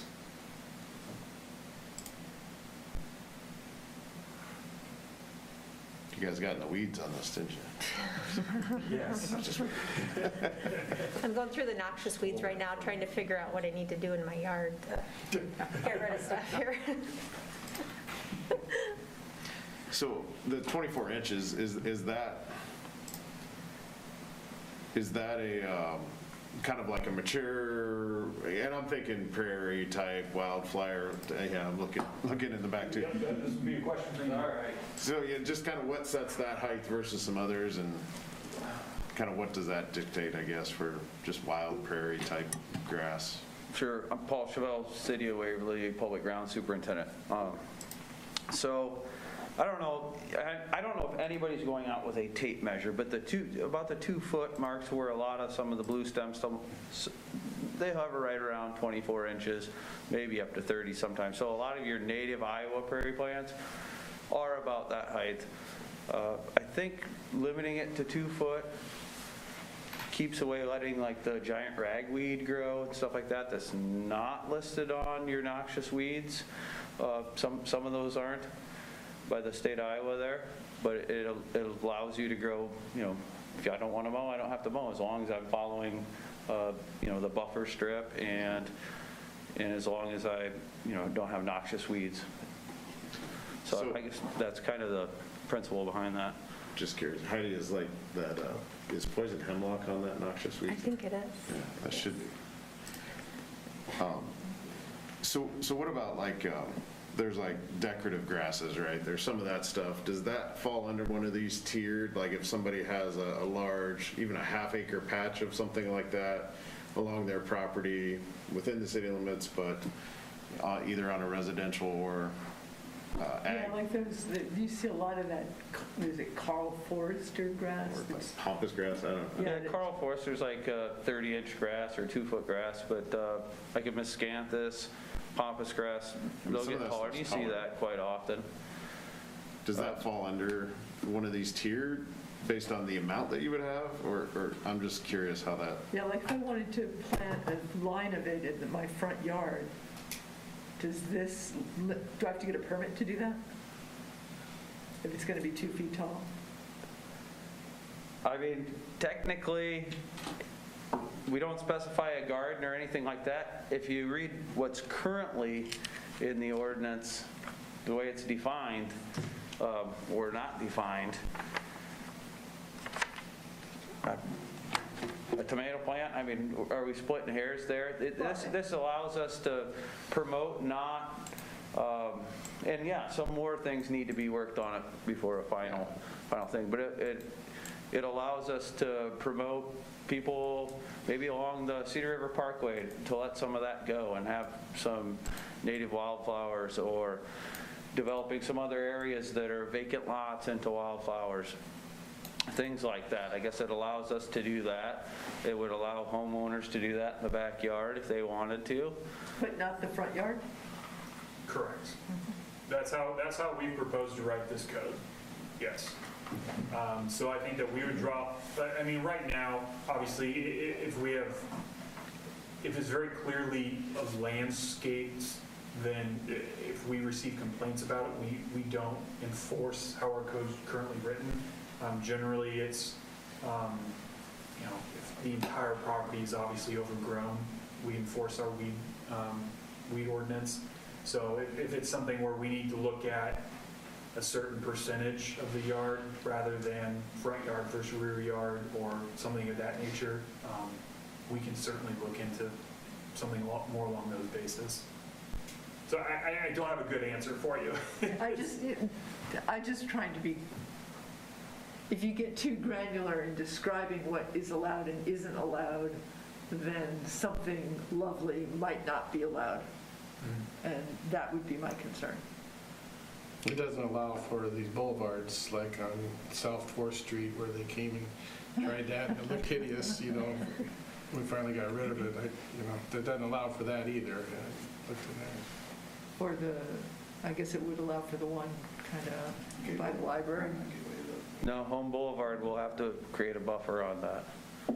So we'll have to trim that back in some. That is one. Almost take that away. It would be wide enough to get a 10-foot. On both sides, it's almost eliminated. Yeah. Be trees in the middle, and that's about it. It needed a little cleaning up on the edges anyway, so. So what's the, well, the first question is there going to be a fee for the permit, or is it just to keep people honest? So right now, we're not proposing a fee. We've provided part of the code so that if the city council decides that they want to impose a fee, they can. That's already written. But we're not proposing to put a fee in. It's more of just tracking which properties are in what tier. So if we receive a complaint about property X, we can go and look and see, oh, well, this is a tier 2, so this is the standard that they are going to be judged at. I feel like you should allow a caveat for a planned landscaping kind of alternative that maybe falls in tier 2 or. Right, but like flower beds, like if it's separated by a rock border or something, that wouldn't be considered lawn then, right? Or would that eliminate, because there's a lot of people that have grasses and other things in their flower beds. A lot of these things have been running through my head while you guys have been talking. I thought, well, if that's the case, I could just put limestone all the way out to my sidewalk and or wherever, it's not in the front yard, I guess, but and say it's a flower bed, don't need a permit. So maybe a few things like that need to be looked at. I don't think we're going after gardens, things like that. Where I think some of it originated from, and Isaac can correct me if I'm wrong, is the amount of complaints we've had. We've had an increasing number every year of complaints, whether it be detention areas, whether it be private development areas that people just don't want to mow off. They don't mow them all year long. It's full of thistles, full of other noxious weeds that are on that list. We do get calls from the Bremer County Weed Commissioner, and because of that, it's, well, Red Cedar Park, it's not being mowed. Why do I have to mow mine? I don't think I object to a more defined ordinance. I just think I don't want it to limit certain things that could be lovely. But I feel like if you're going to bother having a permit, then you might as well evaluate what they're they're going to do, right? I think in the application, didn't it say something about in tier 3, the plant material being put in it? I actually have it in front of me. I don't know that I want to drag it on tonight. I mean, tier 3 permits must submit a management plan for review by the legislative director or his or her designee. Oh, okay. So yeah, so tier 3 would be required to submit a management plan.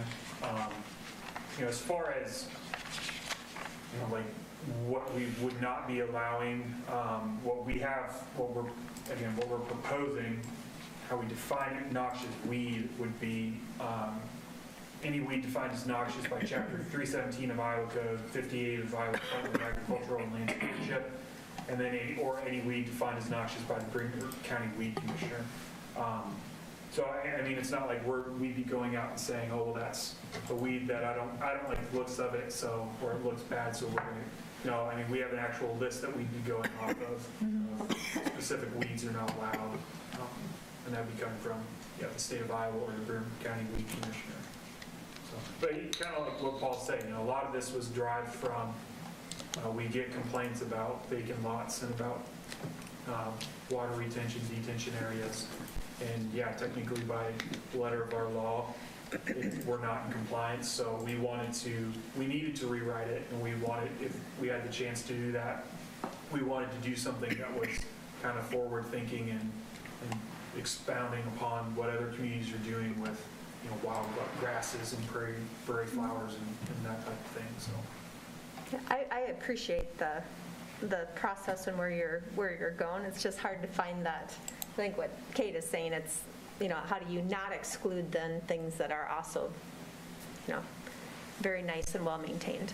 And is there like grandfathering in? So if I have this instance and I've had it that way for the last 10 years and now I need to go get a permit to be able to maintain it? Or is it people that are planning new things? Yeah, I think that we're really going at what's lawn versus what's landscaping. And yeah, maybe that's something that we just need to define better in this code, be more straightforward about that. As far as the grandfathered in, right now we hold every property, or we're supposed to hold every property to 10 inches or below. So probably, I don't know of any properties right now that are operating with grasses that are more than 10 inches. I mean, other than our properties, I guess. That Southeast School would be. Yeah, but like the prairie behind that. Yeah. Right. And yeah. And wooded areas. I mean, and some of it there's stuff back there. I mean, I'm not, and I don't think there's anything wrong with it. I'm fine with it. I think really where it comes down to is these vacant lots that don't get taken care of, and then those noxious weeds just continue to go to seed, and it just gets worse and worse. And I think, those are the ones that I think you got to take care of somehow. And I think that's kind of the process we're at here, is trying to figure out a way that you don't take away something. In fact, maybe you're promoting it in a way. Well, I think that you're right in that areas that are like water runoff areas, you want to plant something that will keep the soil from moving down the water lane, right? Right. So you want to be able to plant something, so you might want it to be tall, but you can't always cut it. Your current ordinance says it has to cut to 10 inches, which is not going to really do what you want it to do. Right? All those grasses that get put in waterways, you want those to be tall. The dry run. Dry run. Yeah. I think there's not really a reason to mow it. I mean, unless you have what I call the Scott syndrome. That's really just what you want is 8 inches or less, or 3.5 inches. That's it. There's a lot of things happening in things like the dry run. That's a habitat for pollinators and all kinds of different things. So. No, I think you want to encourage those things. I don't think that's, I think that's part of the intention of doing this, right? Is to allow that to be there. But the ones that are abandoned lot, just. Yeah, those are easy ones to know. Well, they could easily take care of it. They can go out and disc it up and try to put in some prairie grasses, if they wanted to take care of it, and then they wouldn't have to mow it if they got it established. I know I've got a couple other towns too that have done things. Iowa City, Cedar Falls. I know Ames. I contacted some of their people again this week after talking with them a year ago, and they're still kind of in the same thing, trying to figure out exact wording. It's taken a long time, and we started this conversation a long time because you want to get it as good as you can, and you don't want to, oops, we just eliminated or made it, opened the door for something you don't want to, because it's not meant to be more and more and more rules. It's actually meant to allow you to grow this stuff, right? But some of those, instead of having it as defined, leave it up to a sole person, like a city designee that'll say, well, that's wetland, that's natural area. Yeah, I'll say that's prairie for you. And I didn't know if I liked that idea either. And I think that's why we did get a little bit more particular, so there wasn't any having to guess. It was in there. So I think that was the mentality that we... It's always trying to find the balance of, you want to be specific enough to give people guidance, but you want to be vague enough so that you're not being too strict on stuff. And it's trying to find that, especially with this code, so. Yeah, well, good luck with that. Yeah. And this is great, and that's why I wanted to be here tonight, especially just to hear initial reactions and what people thought and how, how can it get better?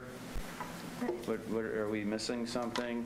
Yeah, so when I read through this a couple times earlier, and I keep coming back to, I think for me personally, and just some of where I'm at in the city, right? So I'm in the city limits, but with undeveloped land around me, what I'm trying to figure out is just as that changes, like the example I'd give, the adjoining property to me is ag, my property's ag, but we adjoin residential developed land, right? So does that, if this is put in place as written, either there's a 3-year permit that could be granted, but it still looks like you have to maintain a buffer of 10 feet from your ag use property to that developed property, which currently, in a lot of places, especially within the city limits, that's a down trees, tall grasses. I mean, it's an unmaintained area, so I'm just trying to figure out if this requires the permit and then this maintenance and this buffer strip to be sort of instituted within the city limits on a lot of these currently ag or undeveloped areas. So I'm just trying to understand that. Yeah, the way we have it written, it would make all undeveloped lots and ag lots as the tier 2 automatically, so they wouldn't have to apply for the permit. But yeah, then it's when it moves, from that type of from an ag lot to now it's developed. How does that impact the neighbors around it? So yeah, it's. But even as a tier 2, you have to maintain the 10 foot. Do I understand that? If you have a tier 2 and a tier 2 or a tier 2 and a tier 3, I don't think there's a need for a buffer. Yeah, we've talked about that. If you have 2 tiers right next to each other, does there need to be a buffer? No, probably not. If it's a tier 3 next to a tier 2, does there need to be a buffer? And what, if there is, what does that buffer look like? Is it you have to maintain 10 feet of tier 2 buffer? Or do you just say, no, it's a tier 3 next to a tier 2, you're fine? So next to your, and I'm not exactly sure where you're at, but if you've got, we'll say cropland, and then you have next to your cropland, and then you have another property, say you sell this one, and these are all tier 2 or tier 3, whatever you're at, you're allowing the stuff to grow up, right? Mm-hmm. You're not out there mowing it every week. Right, exactly. Great, actually.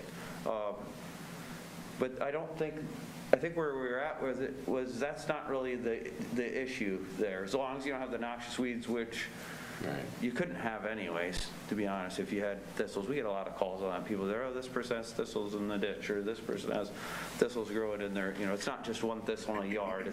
There's patches spread.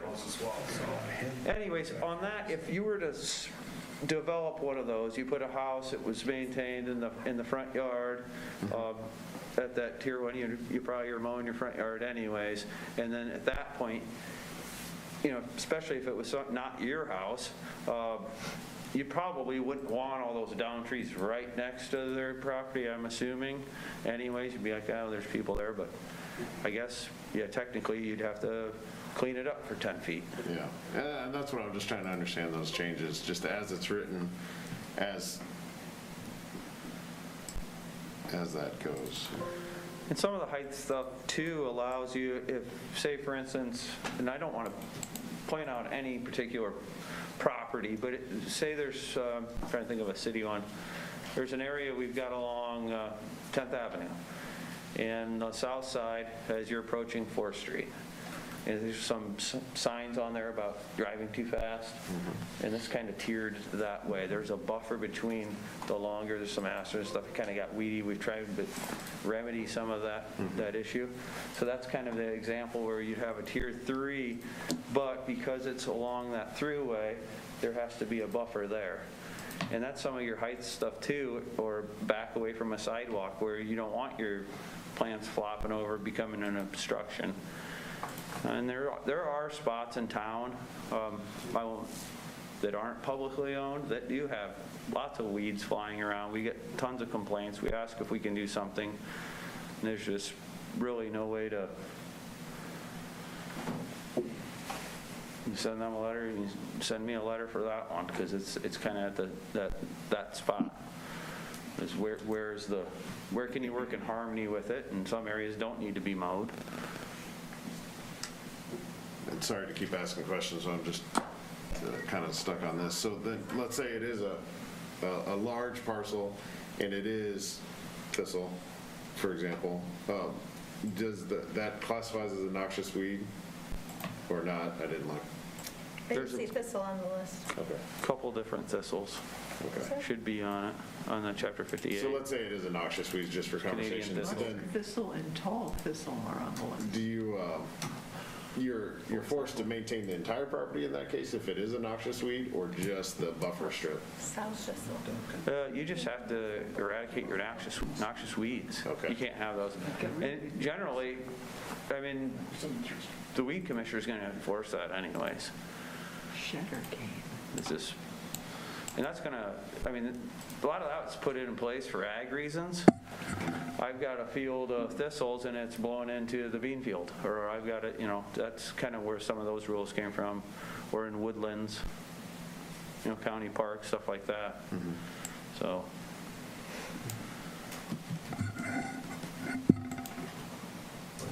This is 100% a work in progress, and that's why we brought it here, because we wanted the feedback. So, I mean, if we want to keep talking about it, great.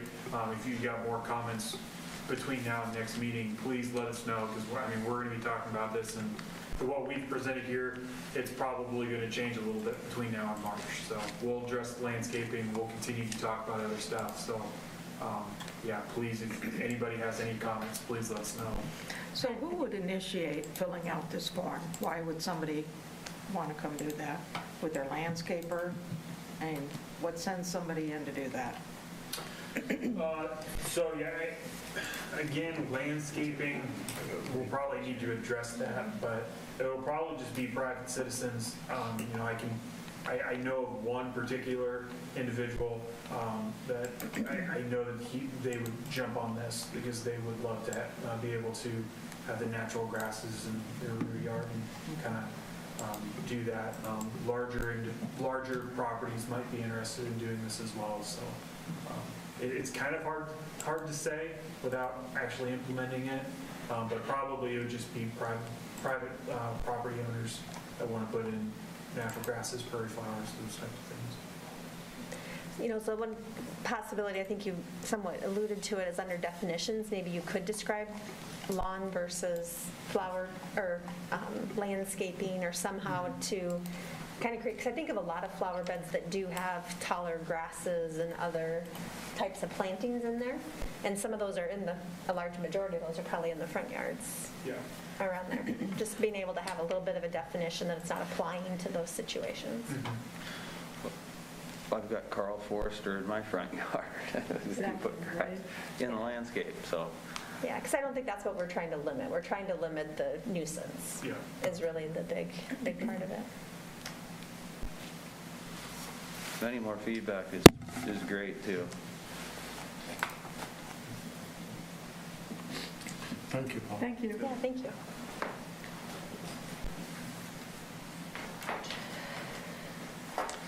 All right. Last item under new business, if there's no more discussion there, is the comprehensive plan agenda item. I know we have a couple patient waiters on the Zoom call there, so.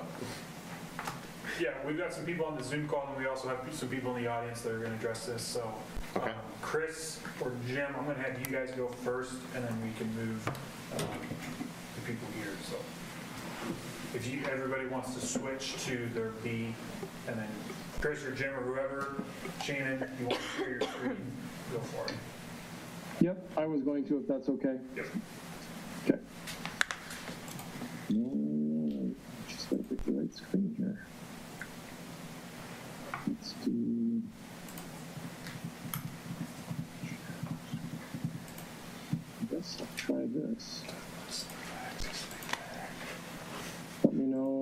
guys can see something. Sweet. Jim's shaking his head. Okay. Our screen sharing is paused. Can you guys see it, Isaac? Yes, we can see it. Okay. First, before we get to this piece, I want to give a little update on what's been going on with this project, the comp plan, as well as the rest of these plans since we met early last month. So Shannon and Jim met with the Golf Commission on the 11th and talked with them about the Memorial Park Master Plan portion of this. We attended the City Council meeting, Jim, Shannon, and I, on the 24th, and did kind of the same thing we did with you folks in terms of talking about expectations and the doing a SWOT analysis with them. And then, as you can see in front of you, we started building this online engagement platform. Upcoming stuff that we have, the Golf Commission, I think we're sending an update for their meeting on the 8th. They may not have a meeting, so we'll just give them an update, the same sort of thing. Jim is meeting with the Diversity, Equity, and Inclusion group on the 8th as well to bring them up to speed on this and start talking about our Engage Waverly group, which is kind of our a way that we can promote and reach some of those other organizations across the community that aren't official, they're official commissions, but some of those other folks that would be involved in any of these plans in the process in general. Leisure Services we'll meet with on the 17th to walk through an introduction to the bike and pedestrian plan, the park and open space plan, and the Memorial Park Master Plan, as well as do a expectations and SWOT analysis activity with them. And then we're set to work with the Economic Development Commission on the 14th of March to introduce the process to them and talk about the comp plan and their expectations and do a SWOT analysis with them as well. And then finally, our first big community meeting we'll look to schedule after spring break, late March, early April is where we had it in our schedule. And in meeting with staff in our scheduling meeting, that seemed like it would be an ideal time to look at. So that's where we're going so far. Not any real content updates other than what you're looking at here. We had some training today from this the vendor that it's called Public Input, but they put together these websites. Well, I guess they put together the vehicle to create the website, which is what I'm plowing through at the moment. If you can see up here, this address, we'll be working with them to get a simpler address than some, long, weird number thing that people can kind of remember and easily go to. And we'll link that to the city's website as well and start pushing it out. But basically, this is kind of a website that will sort of feed all of these plans and provide an opportunity for people to provide feedback, provide us an opportunity to just have them learn more. So as just kind of this beginner content, I put on some frequently asked questions. So somebody could click on that and get questions, why do we plan, which is kind of something we went over at the last meeting, why comprehensive planning, and then ask a question about it. We started with, and I guess I can bring this up, this Kickoff and Expectation Survey, a little similar to what we did with you folks, what we've been doing with all these other commissions as well as the City Council, just basically asking the public in general, what are their expectations for all of these plans?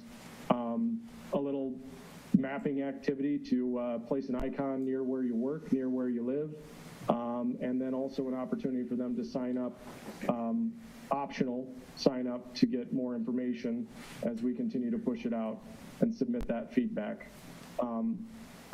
We have the existing plans I placed up there. We have an opportunity for them to sign up quickly with an email or a text message if they're not using email, that kind of thing, to get updates as well. And then we started this comprehensive plan online SWOT analysis, which is, again, kind of an expanded version of a simple community survey to kick it off. picture of the existing comp plan, and a review of what a SWOT analysis is, and those questions that we kind of went through the last time to help answer strengths, weaknesses, opportunities, and threats for mobility, development, and beautification. So we will continue to populate this. There's also a section on here for meetings and events. So your meeting is on here tonight, and these upcoming meetings will continue to add those as they get scheduled. Chris, your screen is locked up. It's not scrolling. What's it on? It's on it says engagement portal, and it's kind of locked on. You were scrolled up a little bit so people could see the. Let me share it again and see if I can get it to unlock. Sorry. Okay. Is it scrolling now? Yeah, there you go. Sweet. All right. Sorry. Okay. Well, meetings and events, those are all on there, those ones I mentioned. Projects and surveys, this Kickoff survey, which has a little mapping activity, allows them to put their information in, provide some open-ended questions about their expectations. Existing plans, those documents are available. We'll continue to add to those. Frequently asked questions, I talked a little bit about those, and then there's an opportunity for them to also input a question if they have one for us to respond to. And then the SWOT analysis, which again is that basically what we went over, which has a little bit of an introductory survey, a little bit about SWOT analysis, and then an opportunity to provide their feedback. So as I said, there'll be more on this, especially for the other plans, the pedestrian and bike plan, the park and open space plan, and Memorial Park. Once we get to those, opportunity for people to provide some data so they can continue to get updates. And as I said, that we'll get a better address. It's a little easier for people to remember. But that's what I wanted to go through tonight. You guys have had a long meeting. I don't want to take too much more of your time, but I'm happy to answer any questions you might have.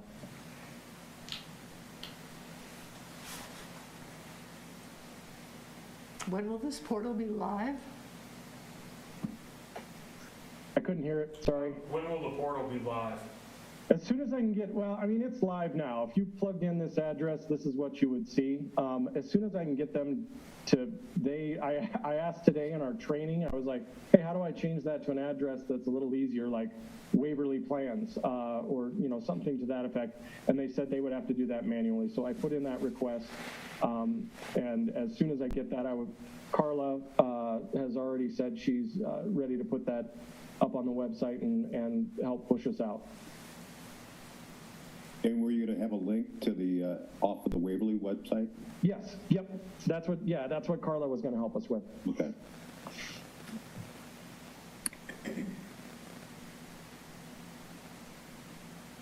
Cool. Well, that's all I got. Nice long meeting. Yep.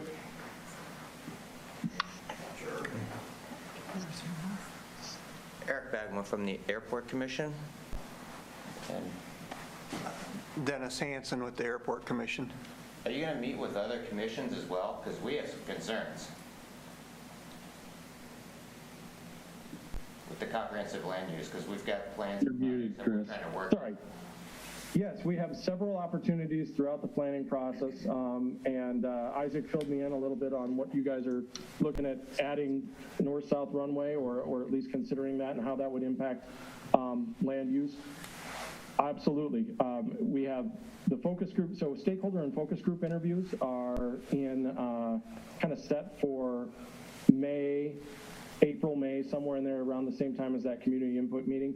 That'd be an excellent opportunity for us to sit down with you folks if you don't want to meet on a monthly basis. The other option would be, for us to, as we get further in the process of talking about future land use, because right now we're at the issues and opportunities stage. We haven't started drawing bubbles on the map at all. But once we get to that stage, to talk more about what you guys are determining, and if you have some GIS data that we can add into our mapping, that would also be fantastic. I have all the data from the Iowa Department of Transportation on the current runway and approach and all that stuff, but if you're modifying that, we'd love to have that as well so we can use it in this process.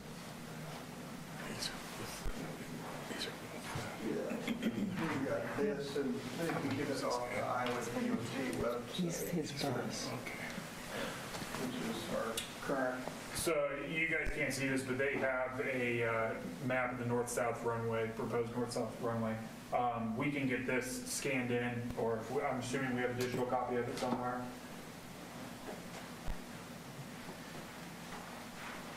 So the city's master airport layout plan is on file with the DOT. It's a requirement of the FAA. And so this planning document that has been part of the city's vision for the past 40 years is on file. And I think that one of the concerns is that when looking at future development in the northwest part of Waverly, that we're mindful that there is identified the possibility for a future north-south runway. Now, it has never been a situation where it has restricted development or prohibited development. We had 20 years ago, we were entertaining companies that were on a nationwide search for siting a $400 million facility on 100 acres of land. You have that type of opportunity come along, you go, yeah, this might have to take precedence over a north-south runway.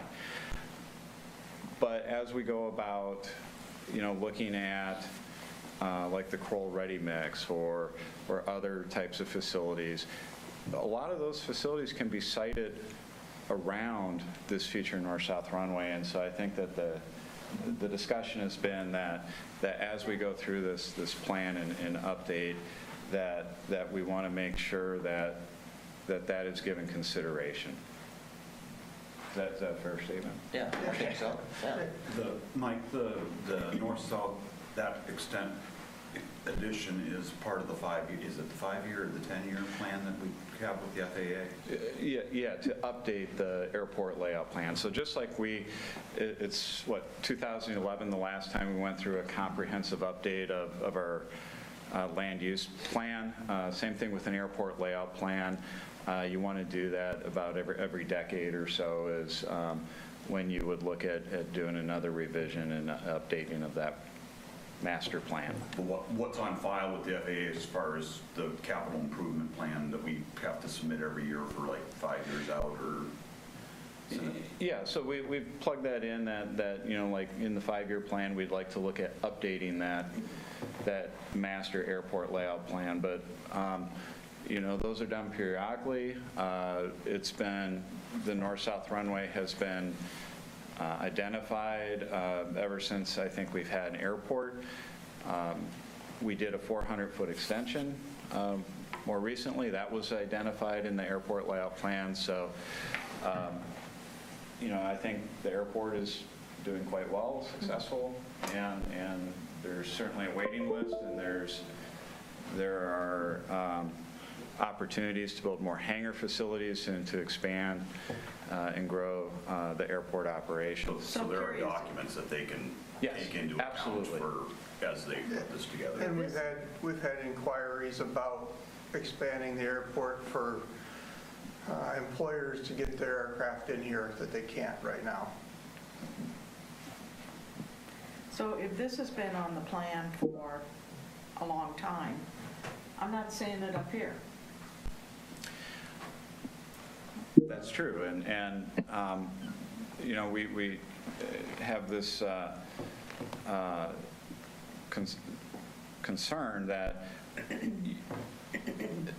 it's going to get forgotten if it's not brought up. So MSA has been meeting with other commissions.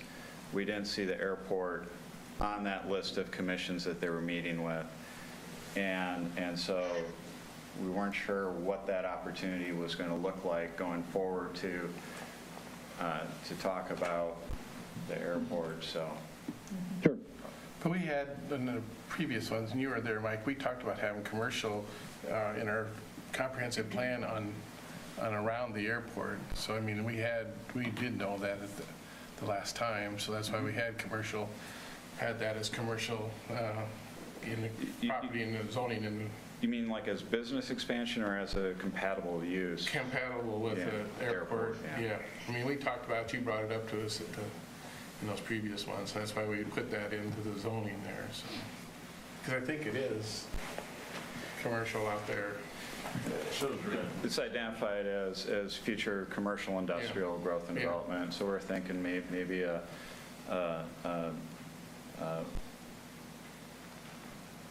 our granite countertop. Maybe somewhere out in the northwest part of town in the future, who knows? Which would be, I think there's an industrial park out there already. Yep, they're part of that whole complex. That's where the Public Services Center is, and the Northwest Industrial Park, and you know, look at following Business 218 right out to the airport. You've got the bus barn, so a lot of good compatible uses, lots of opportunity for growth and development going forward. Yeah. While at the same time preserving the option for north-south runway.